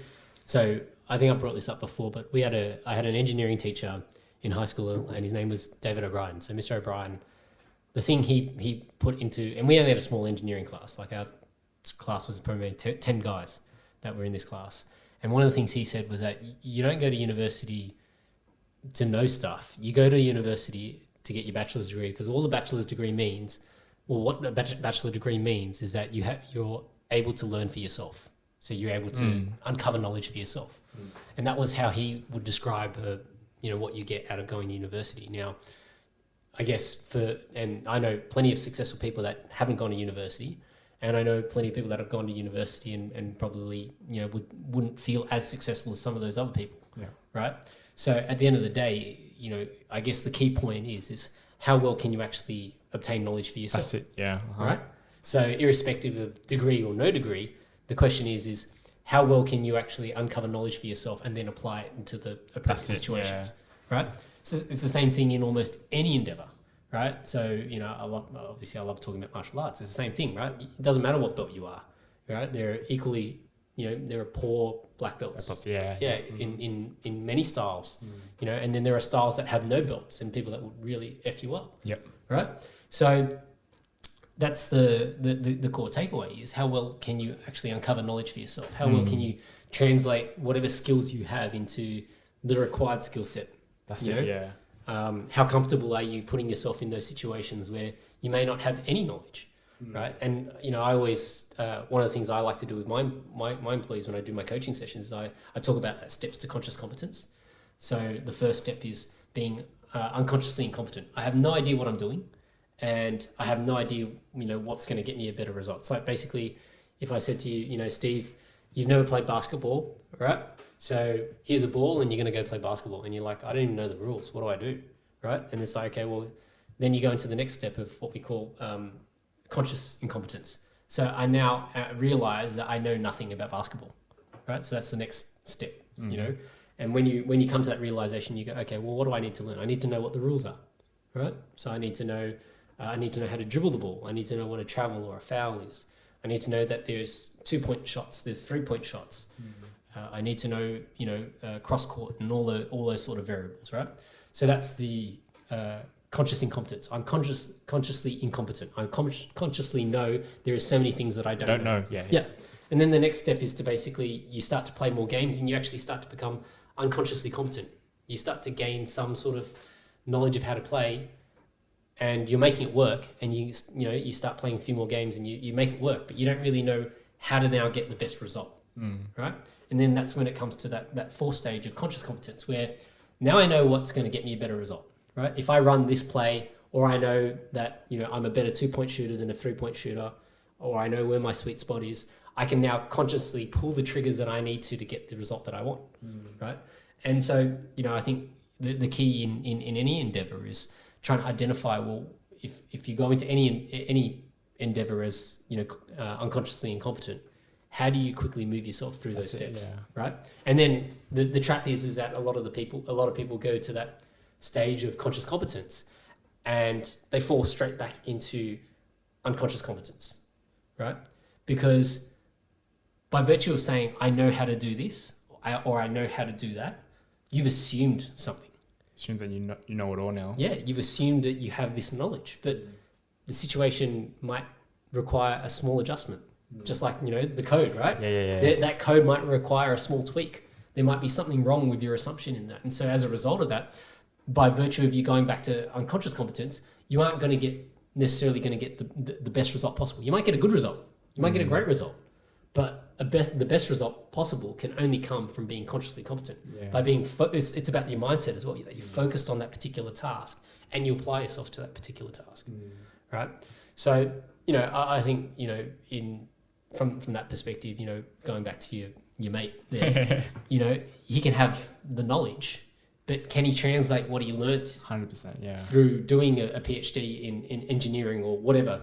Doesn't have to, if we talk generally speaking, a PhD in anything, can you translate that knowledge through to something else? Yeah. Right. And I think a lot of people struggle with that, right? And a lot of people think that it's, you go down one rabbit hole that So you get down this really deep rabbit hole so that you learn these really specific skill sets, right?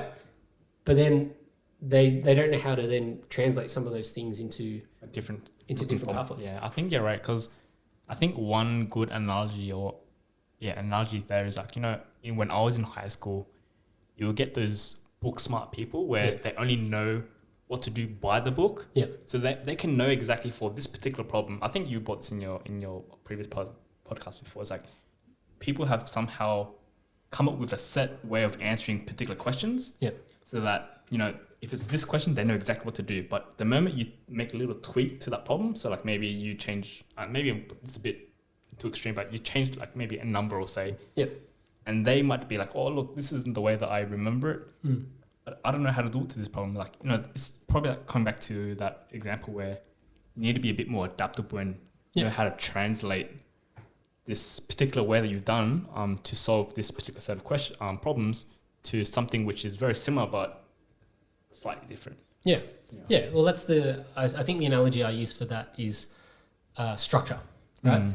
So to get good at anything, you require structure, right? But once you're adept at something, structure can become a cage, right? Because it's like a fish in a tank, right? If it's grown to its maximum size possible in that fish tank, because it's consumed all the knowledge that it's needed or consumed all the food that it can. Now its fish tank is its physical constraint on how big it can grow. So the only thing that you can do for that fish is to now find a bigger fish tank, right? Because that bigger fish tank is now going to challenge them in different ways. So the same ways that, without any structure, so I think it's a paradox, because without any structure, you can't get good at anything, right? If there is no structure, it's anarchy. How are you supposed to make sense when there's anarchy? You can't, right? So you need to have some sort of rules that allow you to then get some kind of it's like you kind of you develop to the edge of to the constraint, so to speak, and then once you're at that limit, you need to find a way to a new set of constraints. Break out of that. So it's like trying to solve your what is it? Asymptotic analysis. That's the methodology, but right? Yeah. So if my cage is t my variable is t=1, right, and then now I need to go to t=10, it's going to be two different answers. That's it. Right. So, but I need to have the answer that can solve both of those equations at the same time. So likewise, if it's t=0 and t=infinity, I want to try and be able to find the answer to both those, to meet both of those things. So let's switch gears a little bit. Okay. All right. Because my wife has requested that we talk about relationships. Okay. So let's talk a little bit about your relationship. Which one? My current one?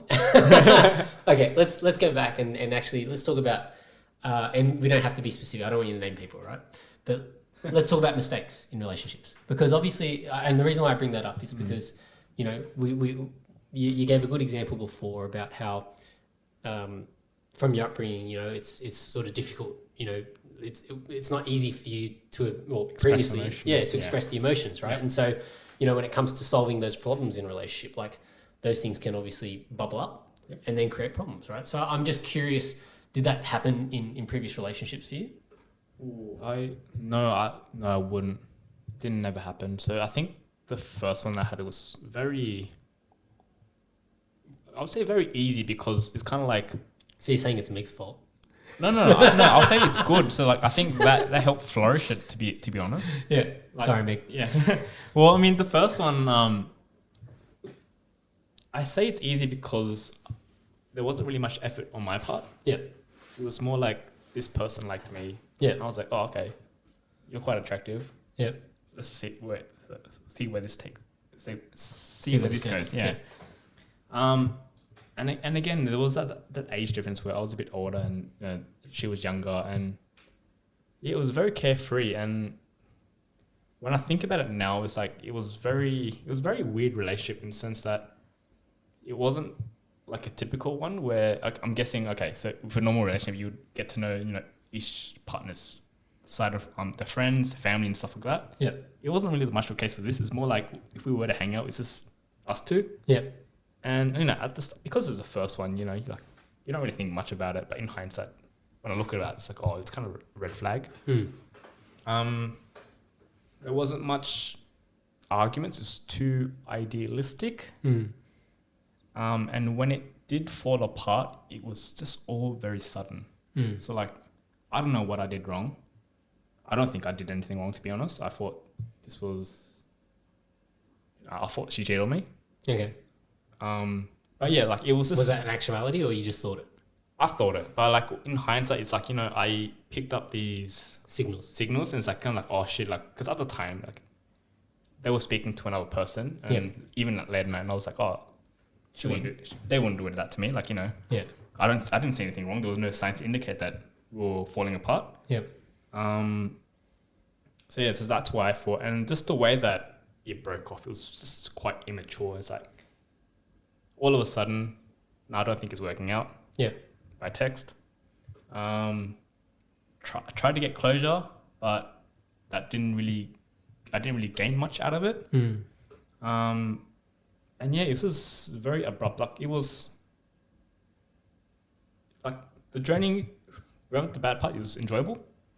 But the way it ended, it was too quick and very abrupt. So I would say that it wasn't very a mature relationship. Yeah, so that was my experience. Okay.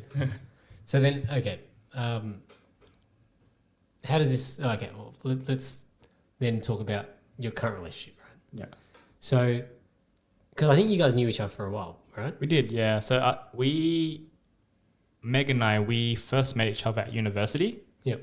We were part of a university crew. So we weren't in the same cohort. So it was actually me and her brother were in the same cohort. Okay. So was that awkward for you? Well, when I made the decision when I found her attractive and I started, courting her, I made the constant decision to be like, I don't care, like, if it's awkward or not, like, this is me. If I like her, if I like the girl, I like the girl. Whether it's your sister, mom or dad, whatever, like, that's not going to affect me. I made that constant decision and be like, look, no fear, go in. Like, if that's what you want, go for it. Yeah. Exactly. I went in with that mentality and it worked out pretty good for me. Okay. But yeah, so we were in, we went to university. We had a group of friends. I wasn't very close with that university crew. So I think a very similar scenario with you where I put Kung Fu training above all else. Yeah. So like when we would always have Kung Fu training at Friday nights, Saturday nights. And I guess those are the two most popular times where people want to hang out. Yep. And every time, my university friends would always create outings for Fridays and Saturdays, particularly Friday nights. Yep. But then always make the excuse, like, oh no, I've got other plans, Yeah. So you just still made it seem like you're popular, but you were just going to training. Yeah, exactly. It made it seem like as well, but no, I was just getting beat up. That's about it. So we met at university. There were times where I did hang out with them, but it wasn't very often. Yeah. And then it wasn't until we had one of our university friends where he decided to leave Australia to go work in Japan. Oh, wow. Okay. So then we decided to get a reunion to say, spend some time with him before he leaves. Yeah. So then that's when I first got in touch with Meg. And yeah, it all started there. We kicked it off like even though we didn't talk for years, we just resumed as if it was yesterday. Okay. And yeah, then it all started from there. Like I was still at university doing my PhD. She was doing her master's at UTS. Yep. And then me knowing that she was doing her master's at UTS, I was like, okay, I know she's around. Yeah. So I'm just gonna start texting her. And I had dinner and took a photo. I'm like, hey, this is what I'm eating. And I knew that she was taking a night class. Yeah. So that was my little way of saying, hey, did you want to come have dinner with me? Maybe sometime next time. But you took photo of your dinner that you were having. Well, I had to play it safe, right? Okay. So it's just gauging the fire, seeing what reaction I would get. If it wasn't a good reaction, then that would have stopped there. Yeah. But then, she was keen on batter and she's like, oh, that looks so yummy. Like, where was my invite? Yeah. And that was my gateway. That was my ticket in. Yeah. And the rest is history. Okay. Yeah. I don't want to make it too awkward for you, so we won't, unless you want to talk more about relationships, we can. We can. Well, what about you? So how was your first relationship? If you don't mind me asking. So, Yeah, it's pretty awkward now. So, okay. How the turntables. Yes, the tables are turned. So, yeah, okay. My first relationship was with a girl in high school. Or maybe I should ask, do you want, is it okay? Yeah, it's fine. Okay. I don't mind talking about it. Look, at the end of the day, you know, I was young. We were both young. Yep. And what can I say? You know, I like this particular girl, and we started dating, if that's what you call it back then. Okay. Well, we were in year 8, right? Like, so what sort of... Right. It's Okay. very, very young, right? Very young. Okay. So from that perspective, you know... Dude, year 8, you started young. Okay, I'll tell this story. So Ange had a conversation with one of my other high school friends, right? And she asked him, you know, what do you remember about Johnny in high school? And then he was like, lots of girlfriends, right? So, and actually, I'll add one more story to that.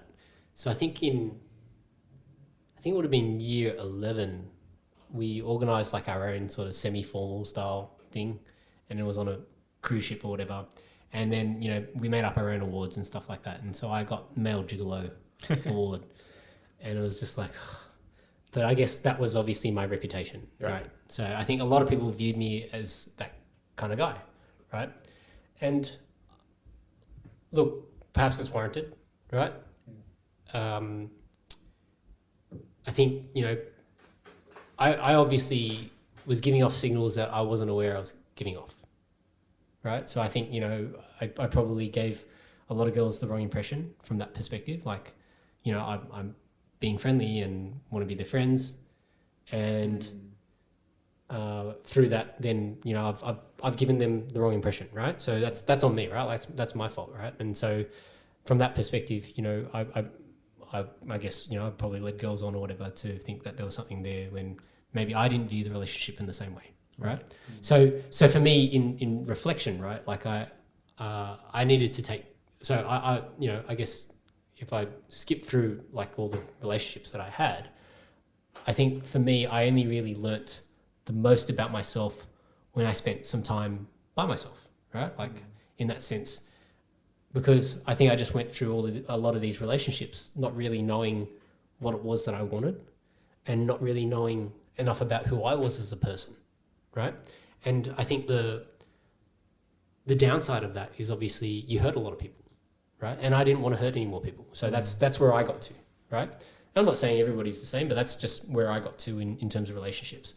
So then I spent, you know, I spent a few years alone. And in that time, I actually decided that, you know, hey, if I don't find someone, that's cool too. Like, you know, I was sort of at peace with that decision, right? Like I was crazy, right? I was going to become like a monk, shave my head, even though it's shaved now. I was like, you know, going to just focus on martial arts, right? And that to me was happy. And I actually even remember having this conversation with my brother Donnie. And we were talking about relationships, and he actually gave me some really good advice. His perspective was like, you know, in a relationship, you have a choice, right? Because either one or both of you are going to grow. One person, the other person, or both of you are going to grow, right? So because that's natural, right? Like it's a two-player game. Well, yeah, it's what happens. You grow as a person. You grow up. You grow older. You grow up. You might grow in height or whatever as you get older. And so you need to make the decision, are you going to grow with that person or are you going to grow without that person? So for some people, they make that decision and that's the end of the relationship, right? Like they need to grow without that person because perhaps they might view that person as being that cage that no longer allows them to grow anymore and achieve their potential. So I think for me, I really didn't really know, I didn't know what I wanted. I didn't really know who I was as a person either. Right. And I think even as a person, I've changed a lot over, you know, even if it's the last 5 years, 10 years, I've changed a lot as a person as well. And so part of that, I guess, when it comes to my relationship with Ange now, so we went to high school together. She was in the grade below me, and there's a photo of us at her formal, but I was there with another girl. Right. So, from that, I guess, you know, when we got together, I sort of made a very, I think I was in a better space with my own self. Like I knew myself a lot better at that point in time. So as a result of that, then, you know, I think I made that conscious decision that, you know, this is the person that I want to grow with. Yeah. You know, not just grow with mentally, emotionally, but also grow old with. So, you know, I think for me, it was about working out, you know, what am I, and it sounds odd to have like a checklist or whatever, but I think it's good to have that logical checklist of things that why you're attracted to this person and what's going to be the glue, right? Because I think emotions, they ebb and flow, right? So you could experience this really great lust for somebody and want to be in this really passionate relationship and all this, but then when all that sort of fizzles, what do you have left? Yeah, right. And so what's going to be that glue that keeps you together? And so the way I looked at it was that I want to find somebody that I feel compliments me, right? And so from that perspective, you know, can tick all those boxes. And so that when the emotions ebb and flow, I still have that glue to remind me of why I made those decisions, right? And by having that glue, that then allows me to then, you know, what would be the word? To sort of let go of myself again to re-fall in love with that person, right? So I would say, you know, it's not to say that you fall in and out of love. It's just that your love has to grow, right? So just like your relationship grows, your love has to grow with that person. So, you know, I guess that's, you know, my first relationship, you know, the reason why that didn't work out was that, it was doomed from the start. When I say doomed from the start, she was moving to Queensland. And because her father, you know, was getting another job there. It was very sad, very emotional, you know. I liked her a lot and didn't work out for that reason. And so, you know, I went through obviously countless relationships between that and getting to, you know, my wife now, Ange. But I think that's the difference, right? So the difference is that in a lot of those relationships, I wasn't mature as a person. I didn't know what I wanted. I didn't really understand the concept of growing myself, let alone growing with someone, right? So the more comfortable that I've gotten with that, the more confident I am in my relationship as a result of that, right? So I think, you know, when people stray in relationships and things like that, it's a maturity thing. 100%, yeah. Yeah, because you feel that something's not right, so or whether something might be better on the other side, or whether all those sorts of things. It's a maturity issue that, you know, you don't have the maturity to want to grow in the right direction. You want to grow apart, or you're giving yourself a reason to grow apart, right? There's different reasons why people do that, and look, you know, I'm not saying that to judge anyone either, right? I'm just, you know, talking about it from the perspective of, you know, from a relationship standpoint. To grow means you need to grow with the person, or you need to grow without the person, right? Yeah. So sometimes you have to make that hard decision just to let somebody go. And, you know, it might sound callous, but it's not. It's very similar to firing somebody in a workplace, right? It doesn't mean that, it might mean that that's not the right fit for them in that particular environment, right? Or in that particular relationship. But the good news is that by you knowing now that this isn't the right fit, perhaps there is something that is a better fit for you. Them, yeah, right? There's a better relationship out there, right? And we can always look back and say, oh, no, I think that was the best or whatever. But, you know, have we really given ourselves that opportunity to regrow and redevelop? So I guess it's kind of all about like being in a state of mind where you're able to make some sort of rational decision on whether it's right or wrong. But at that point in time, you're able to say, okay, I've done it for this particular reason, and you're okay with that. It's not all about, oh, I want to break up with you because I don't love you anymore. Yeah. But you've got some sort of a better substance and drive to, or a reason. There needs to be, like, you know, you maths guys love fundamentals, right? Yeah. So there needs to be fundamentals behind it. If there's no fundamentals behind it, like, it's very difficult to keep it together, right? It's basically like building a building on a shit-house foundation, right? If it's, the structure will never hold. So, but the better you can, you know, form the foundation. And so I guess when it comes to forming a relationship, that means the better the questions that you ask, right? The better you understand that other person's needs, wants and desires, what they want to get out of life, and what is your plan to grow together. And like, they're not easy questions, right? A lot of people don't necessarily bring these things up. and a lot of people aren't confronted enough to bring them up, right?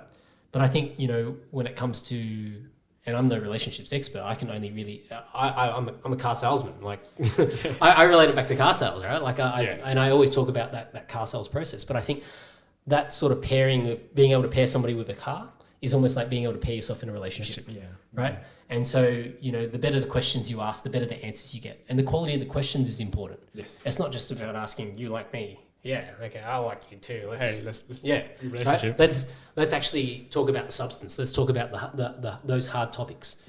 And I think, you know, I've always been a fairly open person. When I say that, like, I feel like I've been fairly comfortable to share a lot of things, you know, that I go through. And I think, you know, that then allows other people to open up as well. Yeah. Right. So that's you need to give without any expectation. Yep. And if you can give those sorts of feelings and like, you know, open yourself up, then you can get some of those things back. Of course, there are things that I was very guarded about. And so, you know, there are, you know, sore points that I didn't like talking about. And that was, you know, things like my parents and, you know, things with my mum and things with my dad. Like, I didn't like talking about those things. And they were probably the reasons why some of my relationships failed, right? Again, you know, I hadn't grown enough as a person, right? That's nothing to do with the other person. That's actually wholly and solely my fault. So yeah, I guess, you know, if we talk about relationships, that's sort of my sort of experience with it. I think, you know, from the flip side, you know, in my current relationship, you know, I've got somebody who supports, you know, my needs, wants and desires, and I try my best to support hers as well, right? And so, you know, we have this sort of, I feel like we have a conscious decision to try and grow together. I think, you know, there is no option for us to grow apart, right? We've already removed that as an option, you know? So what does that mean? That means, you know, I need to avoid putting myself in situations where there is any likelihood for things to go astray, right? So you avoid, you know, putting yourself in those stupid positions, right? And that's I don't view that as being a party pooper. I view that as being courteous. Yeah.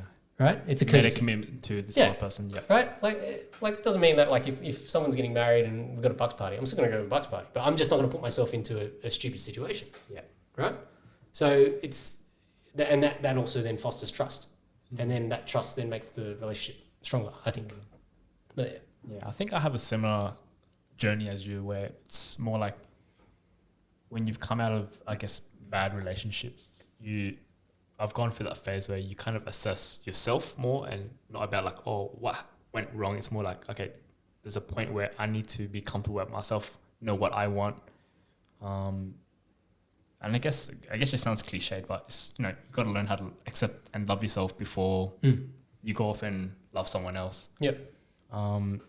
Maybe my journey hasn't been as deep as yours, where, you know, you're going down the point where you have this emotional checklist. But yeah, I would say I've gone to the path where, like, you know, I know it's not an emotional checklist. No, okay. It's a rational checklist.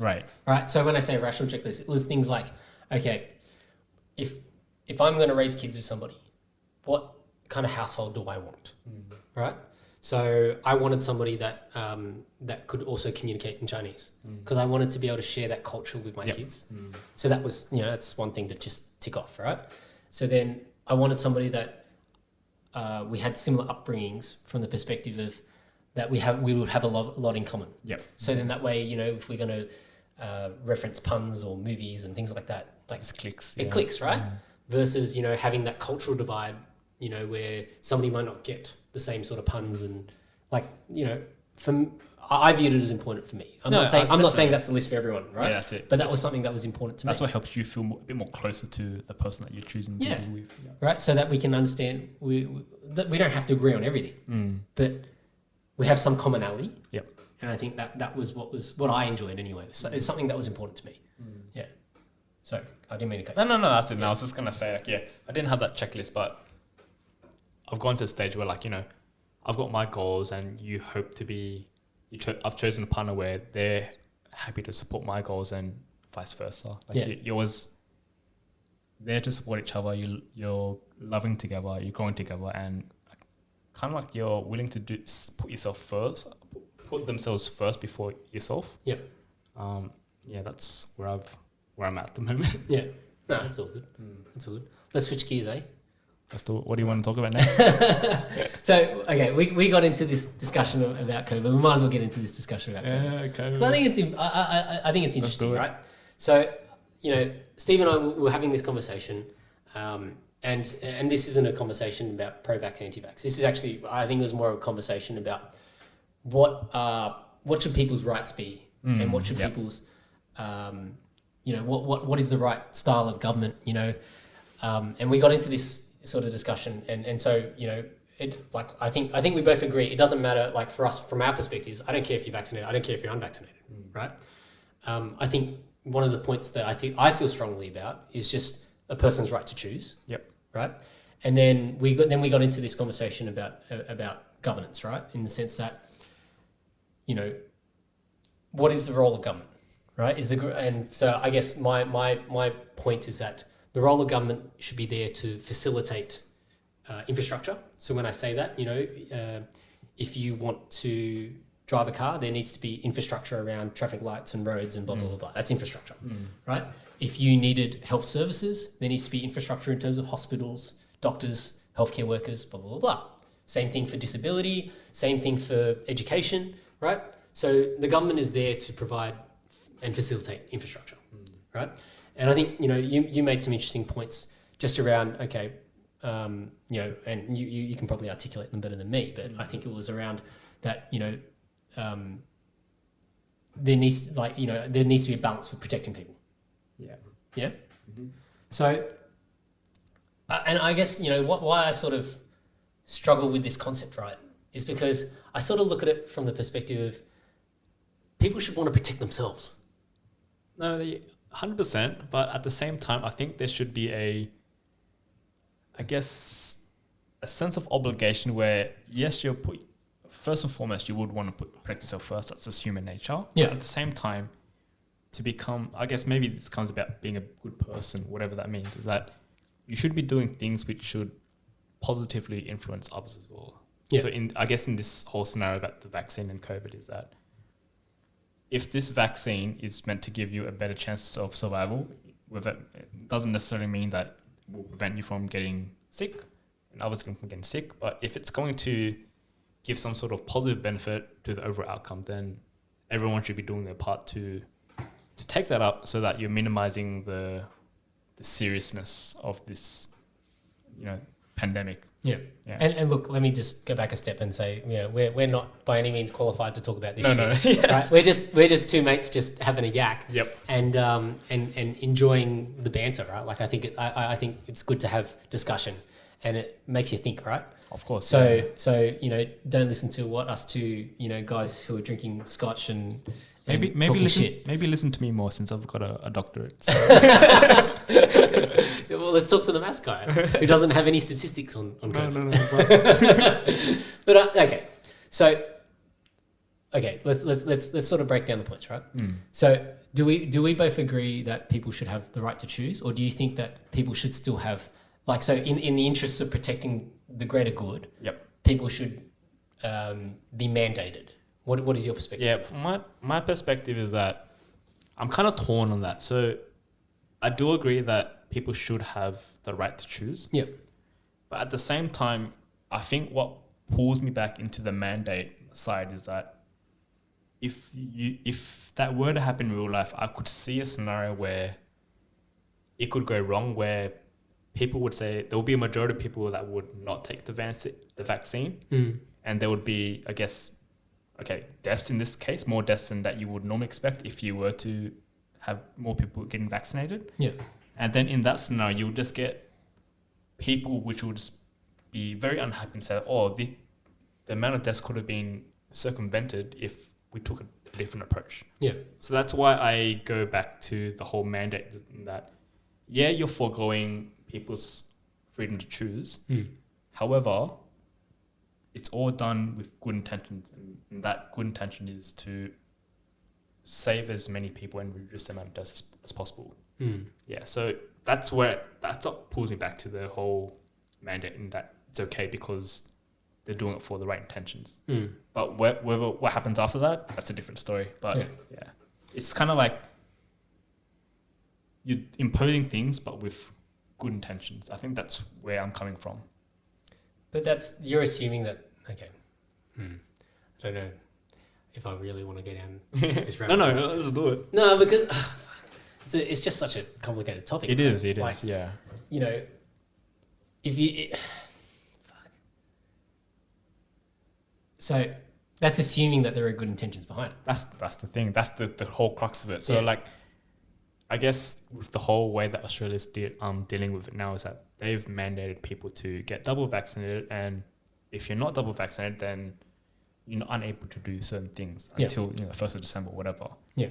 And for me, it's all about, like, I see this whole mandate thing in being imposed so that we can take control of this COVID situation in the sense that we want to contain the spread. Yep. And also, more importantly, contain the severity of the cases so that we don't put a strain on the health system. Yeah. Now, assuming that this whole mandate thing does its job. Yeah. And we're able to control it. That I've said this before, that's probably going to be the key turning point in what the government does next, because if it does do what it's meant to do, in the sense that control the whole pandemic type thing, I would hope that they would say, okay, we don't need this mandatory vaccine now. You can just take that away and have this whole vaccine like as if it were the flu cold flu shot vaccine. Yeah. Okay. If they were to not do that and take advantage of this whole mandate situation that, they've imposed these restrictions on double vaccinated people and who those who haven't, and use it for more oppressive policies, then that's when I will be a bit more on your side, in the skeptical side. Yeah. So I guess the way I look at it is when you look at we've semi got a COVID vaccine passport now. With your Service New South Wales app or your vaccination certificate or whatever. Yep. So the way I look at it, and being skeptical, so skeptical hippo eyes here, did the government spend all this money on this infrastructure to then go and take it away on the 1st of December? I don't think so, right? Because the reality is that COVID's not going to go away. No. Right? So I think, and that's my perspective. I think, COVID is going to be here for the foreseeable future. We're going to get different strains. We're going to have different waves of it, just like the flu. We have waves of the flu as well. And I'm not saying that it's equivalent to the flu. I'm not saying it's worse than the flu. I'm not saying it's better than the flu, right? Like, I still think, a virus is a virus, right? Yep. And a virus is, the goal of a virus is to obviously, survive, right? Replicate, right? Just like, we as humans, and this is one of the other conversations that we got into, right? So I look at it from the human nature perspective. So if you think about people in general, so part of the reasons why, us as Homo sapiens have been successful is because we have an ability to be social, right? So by forming a tribe, by establishing roles, that's then allowed us to survive when, we're sacks of meat, really.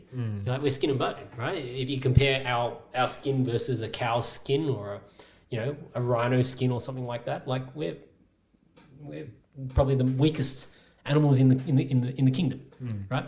But through our social structure, through our ability to influence our environment and develop, tools and weapons and those sorts of things, we've become successful, right? And I think, if you think about any tribe, the goal of the tribe would probably be to live a good life and to grow the tribe, right? And so, we've come down this, huge history of many tribes and warring tribes and amalgamating peoples, and these peoples have now formed countries, and countries of, part of, different conglomerates and things like that. But I think those smaller ecosystems exist in any man-made construction. When I say man-made construction, let's talk about a company, right? I think I gave you this example, and I love giving this example of the three layers. Three hats. Yeah, the three hats of any company, right? And if you've heard me talk about this before, but let's talk about it again. So I'm sorry. You've got the leadership hat, you've got the management hat, and you've got the employee hat, right? And each of those hats have a different focus. The employee is focused on getting the job done, getting the task done, right? The manager is focused on generating systems and processes which help employees do the tasks, right? And then the leaders, what are the leaders there for? They're there to avoid making stupid decisions. In other words, they're there to create strategy, strategic business planning or strategic planning to avoid making the mistakes that will then either cause the demise of the company or a loss of profit, right? So if you think about it from a corporate perspective. And the focus of each of these three hats is, from a time frame perspective, is also different. The employee is focused on the day-to-day. What do I need to do today, right? The manager is focused on, typically, and talking about the car business, we're focused on the month, right? So what is the result I need to achieve for my month? Yeah, right? what targets you need to. Yeah, what's the target that I need to achieve, right? And then the leader is typically focused on the year. What is the outcome that I need to have at the end of this financial year or the end of this calendar year, right? And my favorite analogy is to always talk about, a plumber, right? If I'm a plumber and I start my own business, I'm wearing all three hats, right? I need to decide what my business direction is. I need to advertise, book my own work, generate my own jobs, do my own administration, chase my own accounts, blah, blah, blah, blah. And then me as the employee, I need to go and do the plumbing job, right? But then if I'm successful and I grow my business and I now develop my plumbing business so that I can now have subcontractors and I get, 4 of my mates or 5 of my mates to be my subcontractors, I might decide, hey, I no longer need to be the employee. I don't need to actually do the physical plumbing work. So now I only go to wearing 2 hats, right? And then my business gets more successful again. Now I've got 10 plumbers and I decide, you know what, it's too much work for me. I'm going to hire an admin manager to do all my accounts work. And, I might then be able to take off my management hat and just focus on leadership, right? But then my company gets bigger and bigger again. And now I've got 50 subcontractors doing my plumbing work, right? I don't just need an admin manager. I now need a bookings manager, a marketing manager. And I add these extra layers in as the business grows, right? And for each of these people that is working in my business, if they're seeking growth as well, the only way to grow the business is for them to be successful. So, perfect example from the automotive industry. A sales consultant wants to be a manager or an assistant manager, which is the next logical progression. If the business isn't big enough to warrant an assistant manager position, well, the only way to get an assistant management position is to either find another dealership or grow that business to a level where there is now that layer, right? So it becomes a self-fulfilling prophecy from that perspective that everything wants to grow, right? And so if you take away the plumbing example and you apply it to business, well, most businesses typically want to grow. If you apply it to martial arts, look at the growth in jiu-jitsu, right? So, it came from, I can't even remember his name now. But the Japanese guy, right? Yeah. And anyway, so Jigoro Kano, and teaching, to Helio Gracie and then the Gracie family, and then it expanded so that jiu-jitsu is everywhere all over the world now, right? So even though it may not be, Gracie Jiu-Jitsu or this particular arm of Jiu-Jitsu, it's growth.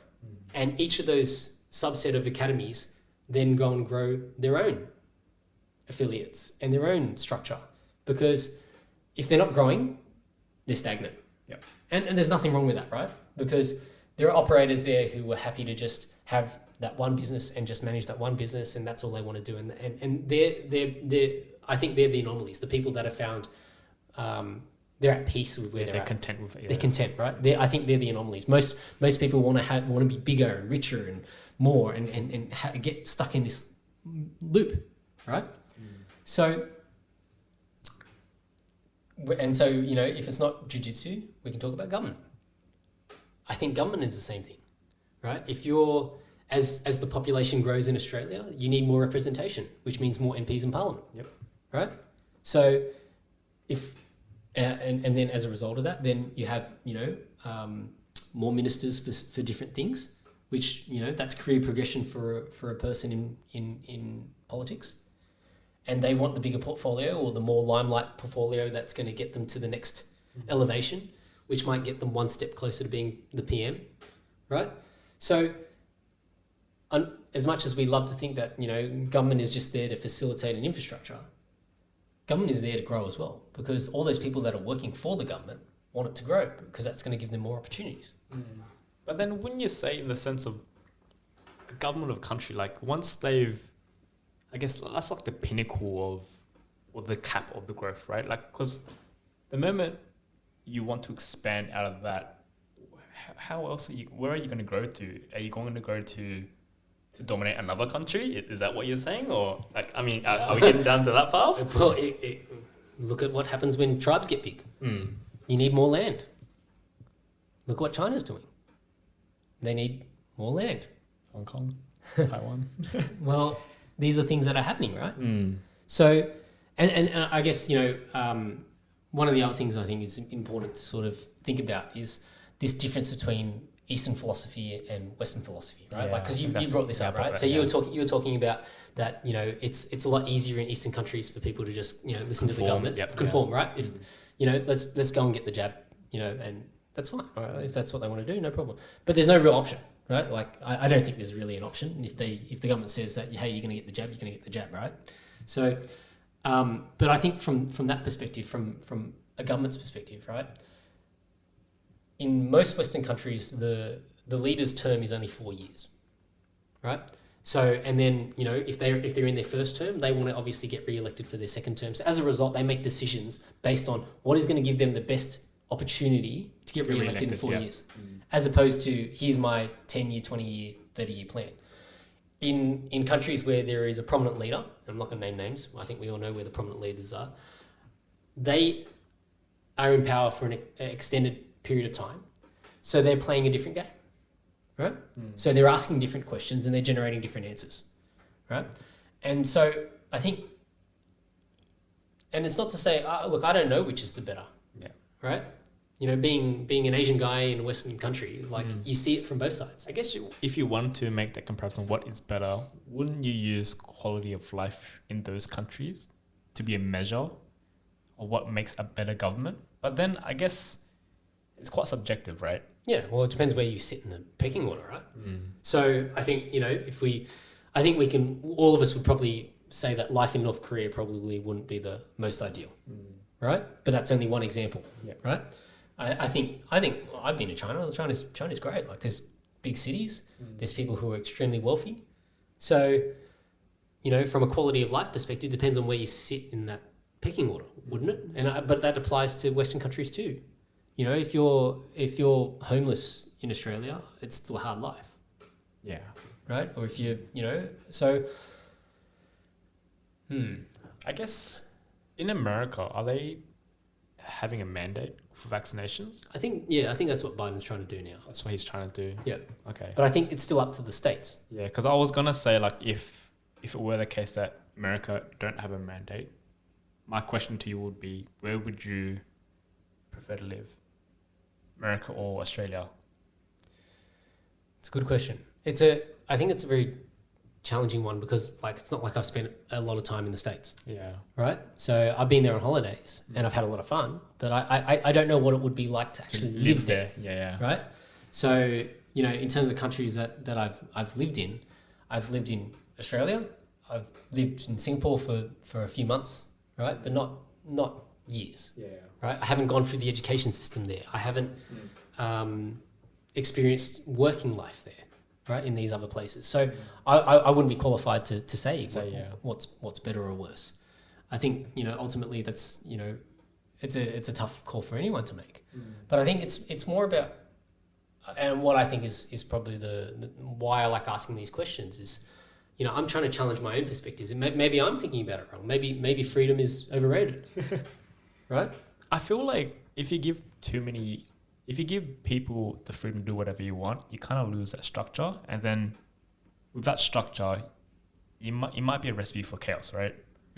And I think chaos might be a necessary pathway to get back into organized state, but I feel like we're in the situation where you kind of don't want to do that because you would see that in the past, right? Yeah. Like in terms, So it's cyclical, right? It's cyclical, yeah. But at the same time, it's like, okay, if you want to let nature do its course and, let things be a bit more natural, these cycles aren't inevitable. But if you want to avoid these cycles and, I guess, try to have an ideal state in where you're always constantly going in the right direction, then these structures I feel are necessary.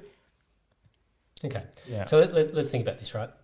So most people, when they think about peaks and troughs, right? And so I'll give you the example that I like to use, right? So we talk about work-life balance, right? So when people think of work-life balance, they think of the line being like this, and it's the sine curve, right? Yep. So and it's just flat, right? That's the balance, right? Whereas I like to think about making the peaks a little bit higher and the troughs a little bit higher. So then what happens is your gradient, Yep. yeah, is climbing up.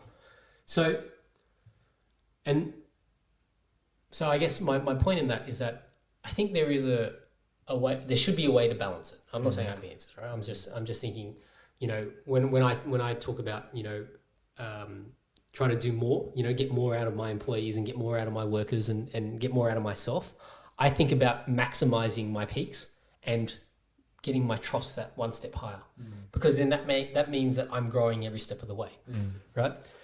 If we think about it in purely cyclical terms, then that just means it's just a circle. Yeah, you're not going anywhere. You're not going anywhere.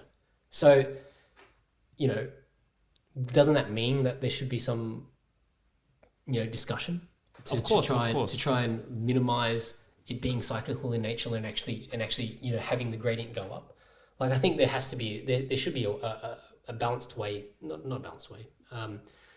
There is a multimodal strategy to go forwards, right? And that's where I think, you know, it's remiss of us to just talk about one strategy and just focus on one thing, because this is it's a really nuanced discussion. We can talk about, you know, difference in philosophies and difference in ideologies and all that sort of stuff, but there's so many different factors, right? And I don't think it goes into, it doesn't apply to every situation, right? We're almost trying to do your asymptotic analysis. We're going from one extreme and right? We're trying to do t equals infinity and t equals 0, but then there's all these different arrays of numbers that exist in between, right? Yeah.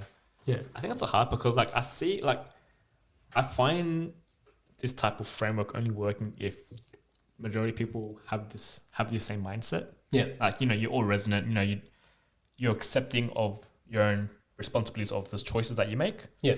And if you fuck up, but you learn from it, right? Yeah. And that's only assuming that people will be like, have that same mindset. But for me, I think I'm a bit more, less, how to say, less, what's the word I'm trying to say? I'm not too faithful in people to be that responsible, because I know that there's always going to be a faction of people where they fuck up and they're just going to point the blame on something else. They're going to be like, oh no, it wasn't me. I fucked up because this happened. And it's a blame game. It's a blame game. Yeah. So that's why I feel that I tend to put the majority of people in that bucket, and that if you let people just do whatever they want, there's going to be a majority of stupider people in the whole population. Okay. And so you need that necessary structure and imposed rules in order to kind of weed and make their decisions a bit less important to the overall growth of humanity. So, okay, let's think about it this way, right? So if you're going to... it's almost like you're setting a standard, right? Yep. So you think about it, you're setting a standard. What happens when people are operating above the standard? That means that they're automatically pulled back to a lower level, right? Well, then the people below the standard are pulled up to that standard, right? Because I think... And this is where I think it's dangerous, is because we're not providing equality of opportunity. We're now talking about equality of outcome. Yep. If we say we want everybody to be vaccinated, that's equality of outcome. Yeah. Yeah, but I mean, that's not to say that we can have a common goal, but that's not to say that everyone's stuck at that point. I mean, because if everyone's forced to stay at that point, then you're talking about communism, right? Yeah. But how is that different to what you... No, I'm just saying that you have this baseline where people, at a minimum, they need to achieve this certain level or status or whatever it is. Yeah. But I'm not saying that that's the limit. Yeah. You can go above and beyond, but you need that minimum threshold so that things are... But it doesn't... are good, you know? Like, it's not to say that, okay, it's like saying, I would like to have the minimum wage to be, I don't know, 50K a year. Yeah. So I'm going to give people that minimum income, whether they do shit or not. But I'm not going to discount people to say, oh, you can't make 100K, you can't make 200K, you can't make $1 million. go ahead. If you can do it, by all means, go ahead. It's not like I'm saying, no, if you make 100K, you're going to give me 50K as tax, so that I'll bring you back down to that flat line. I'm not saying that. Yeah.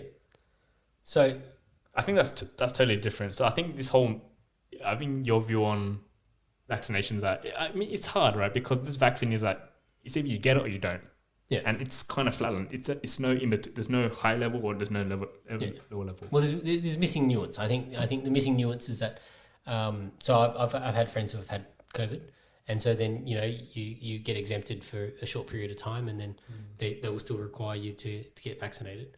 But I don't have any issue with the vaccination. Yeah. I think it's just the way that the government's handling it, right, and imposing. Yeah, like I think, as I said, I think what I'm curious to discuss more is, what should be the governance issue. I think there should be a multimodal strategy, right? So, vaccination, yes, is one important arm of the solution, but I think it's not the solution. It's not necessarily the solution, right? I think in much the same way, and so we talked about this because we were talking about some of the studies, right? And some of them are preprints, right? And so, and you raised a good point that, hey, in some of these preprints, they're not verified because they haven't been peer reviewed. But on the flip side, my point was that if nobody's doing any studies whatsoever, then there will never be any research and development that goes into the scientific space, right? So it's a catch-22. It is, right? Yeah. You need to have people that are pushing the envelope in terms of what is the latest and greatest in terms of research.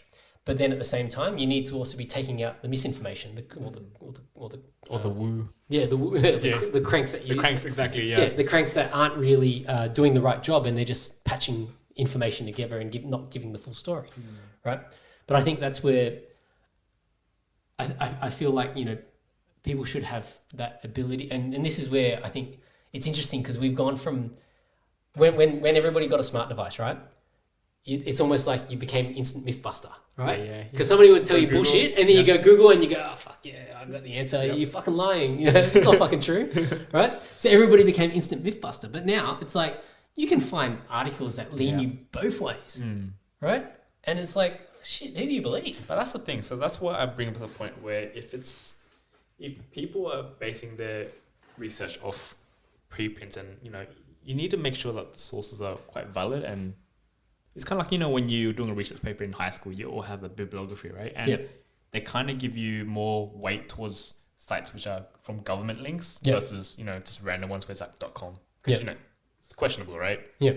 So it's kind of like that type of approach where we have preprints versus papers which are published in journals. Yeah. You get a bit more I guess you would find more comfort in believing the results of the research from published journals versus preprints, just because it's been through that verification process.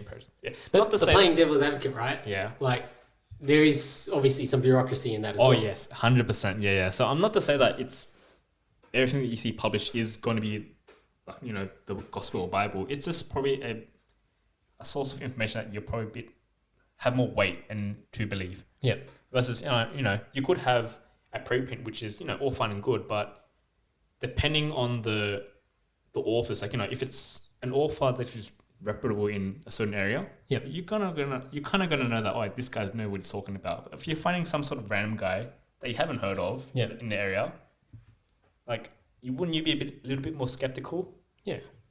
Well, it's hard. I think most people wouldn't know the names of who's the authorities in those specific areas, right? So I think everybody's relying on whatever's the common. Not say common, but I think we rely on media, right? And I think media, unfortunately, is tainted. Yep. Right, because media at the end of the day is there to sell media. They want to sell advertising space. So going back to my analogy of businesses seeking growth, they're going to look for whatever they can latch onto that is going to drive the most growth. Yep. Right. I think Facebook got caught in that, right?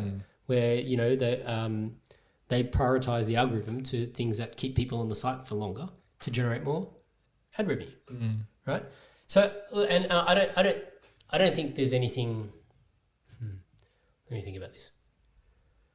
So, what I was going to say was I don't think there's anything necessarily evil in it, and when I say that, I think it's just natural for things to want to grow, right? And I think it's natural for whether it's a company, whether it's government, whatever it is, right? It's human nature to grow these things, right? Are you more conflicting on? Okay, so I guess in the case of Facebook, where yes, they're prioritizing the algorithm to show certain things so that you stay on, but I guess the way they're doing is that they need to kind of know what interests you are, and it's kind of like Or what sets you off. Right? And in order to get that, they need to at least have some sort of way of extracting that information from your smart device, right? Yeah. And are we going to the avenue of breaching privacy? Well, I think we all willingly give up our privacy when we do the terms of service. Yeah. Right? So if you're going to use, those platforms, well, at the end of the day, you click the I agree, whether you read the terms of service or not. Right? So you want to be on the platform, then use it. Right? So, and I think it's interesting because it's a convenience thing, right? So, I think a lot of people use those things because it's convenience. Right, we do the same thing when we get a Google Home or an Alexa or whatever, and we talk to it. When we're talking to those devices are sending feedback to. Yes, yeah, it's quite scary actually. Yeah, right. But we willingly do that for the sake of convenience. So that's why I say I don't think it's not necessarily evil. I don't think and I don't think the intention was ever evil from the start. I just think it comes to a point where there is so much in it that. We should be going, is that really the direction that we want to go? And that's why I think it's interesting to have these discussions because, there are people that are very much like, if you're unvaccinated, I don't want you to come and visit, me and my friends or family. And it's I don't know what drives that sort of behavior because at the end of the day, if you're vaccinated, then you're protected. Yeah, that's the underlying assumption that people assume, right? Yeah. They assume that if I get the vaccine, I'm not going to get infected. So what does it matter if somebody visits you who is unvaccinated? It shouldn't. Yeah. It shouldn't. Yeah. So that's why I start to, and that's why I'm curious about perspectives on it. But we've actually covered more than 2 hours worth of content. Oh, really? Yeah. I wasn't expecting that. I thought it was just going to be me getting berated. Well, what? On the whole COVID vaccine you're well versed in the research of numbers. No, I don't think there's any. That's why I say I don't like to get into discussions about you should do this or you should do that. Yeah. All right, and that's not what I like to engage in. I'm just curious about what people's perspectives are, and then I like to do that thought exercise in terms of where does it go, right? At the end of the day, I think as I said, I think the vaccine is an important way to manage. The COVID situation, right? So that's why I say I'm not pro-vax or anti-vax. What I think is important though is and that's why I like to specifically focus on the government side of things in terms of we need a multimodal strategy, right? There needs to be nuance. There should be, and I don't want to talk about the drugs and things that are banned and all that sort of stuff, right? But I think, whoever is the treating doctor should have the authority to prescribe whatever they want off-label, right? Because doctors prescribe off-label drugs all the time, right? Doesn't matter what company they're from, but that's what they do. Because if they think that is going to help the patient and is in the patient's best interests, then typically you'd hope that that's what the doctor is doing, right? So I think that so the treatment aspect is an important conversation to have because. We've got some common friends that have had COVID and what do you get from the government? You get nothing. You give me a call if you need to go to hospital and have oxygen.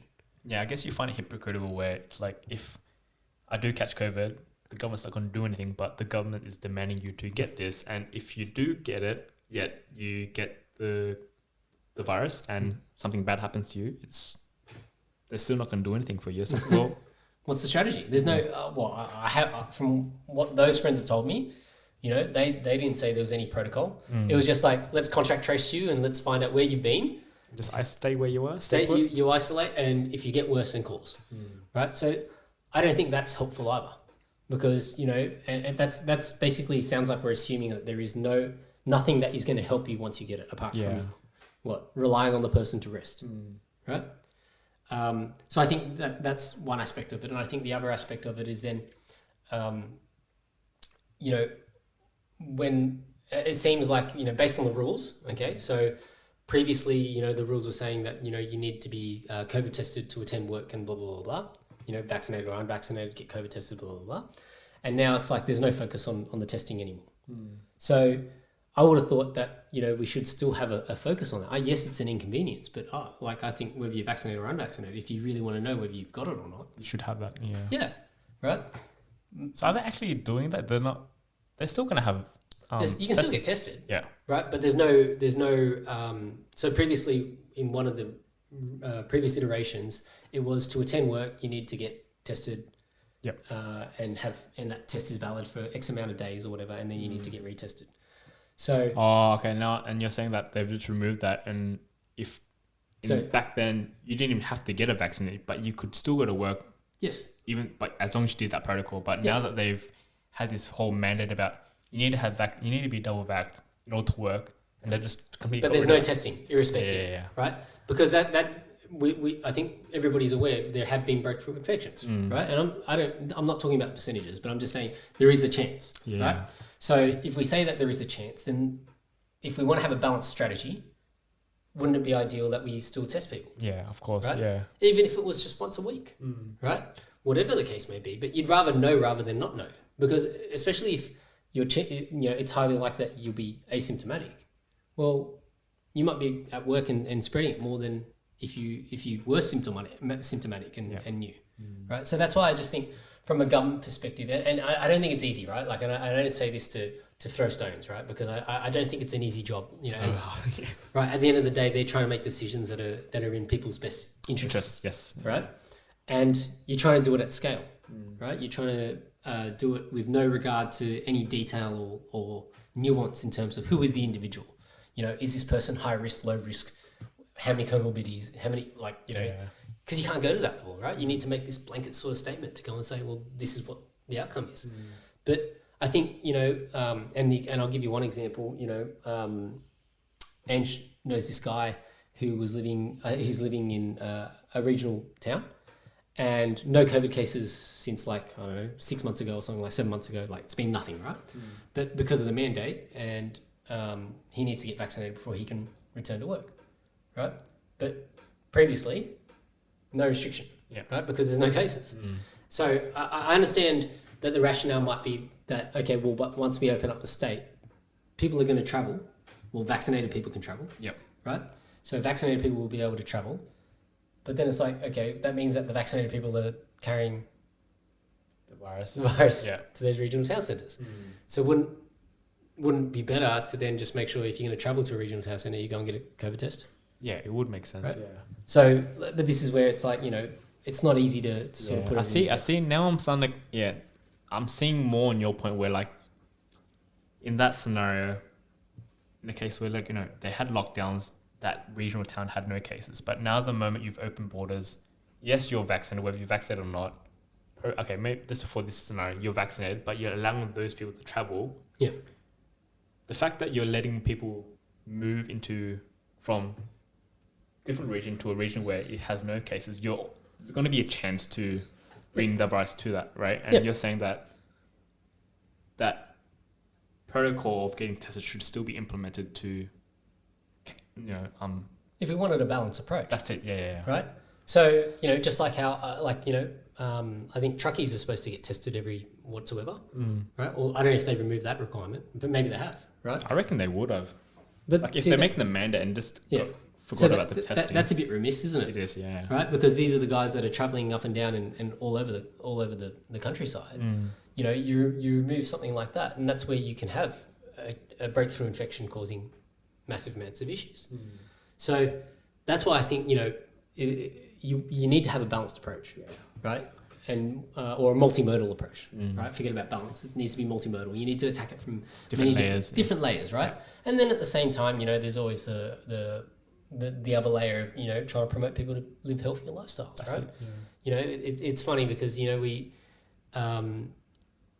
I think most people know that getting sunshine is good for your immune system, right? Vitamin D, right? But then in lockdown, you can't go out get vitamin. so you can't get vitamin D, right? So it's just funny how it all sort of pans out. But at the end of the day, these are these are the questions that I think it's good for people to discuss, what their thoughts are. That's it. Right? Yeah. Like, we don't need to be upset about it or get heated about it. We can have an actual discussion about it and shape perspectives on it. And as I said, we're not experts on it. And so if you're listening to us for opinions, you shouldn't.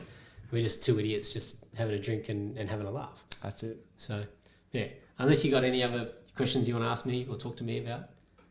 No, it's pretty good. Yeah. Yeah, I haven't seen you in ages, but, there's always tomorrow, next month, anytime, man. All right. Thanks, guys. All right, see you guys. Bye.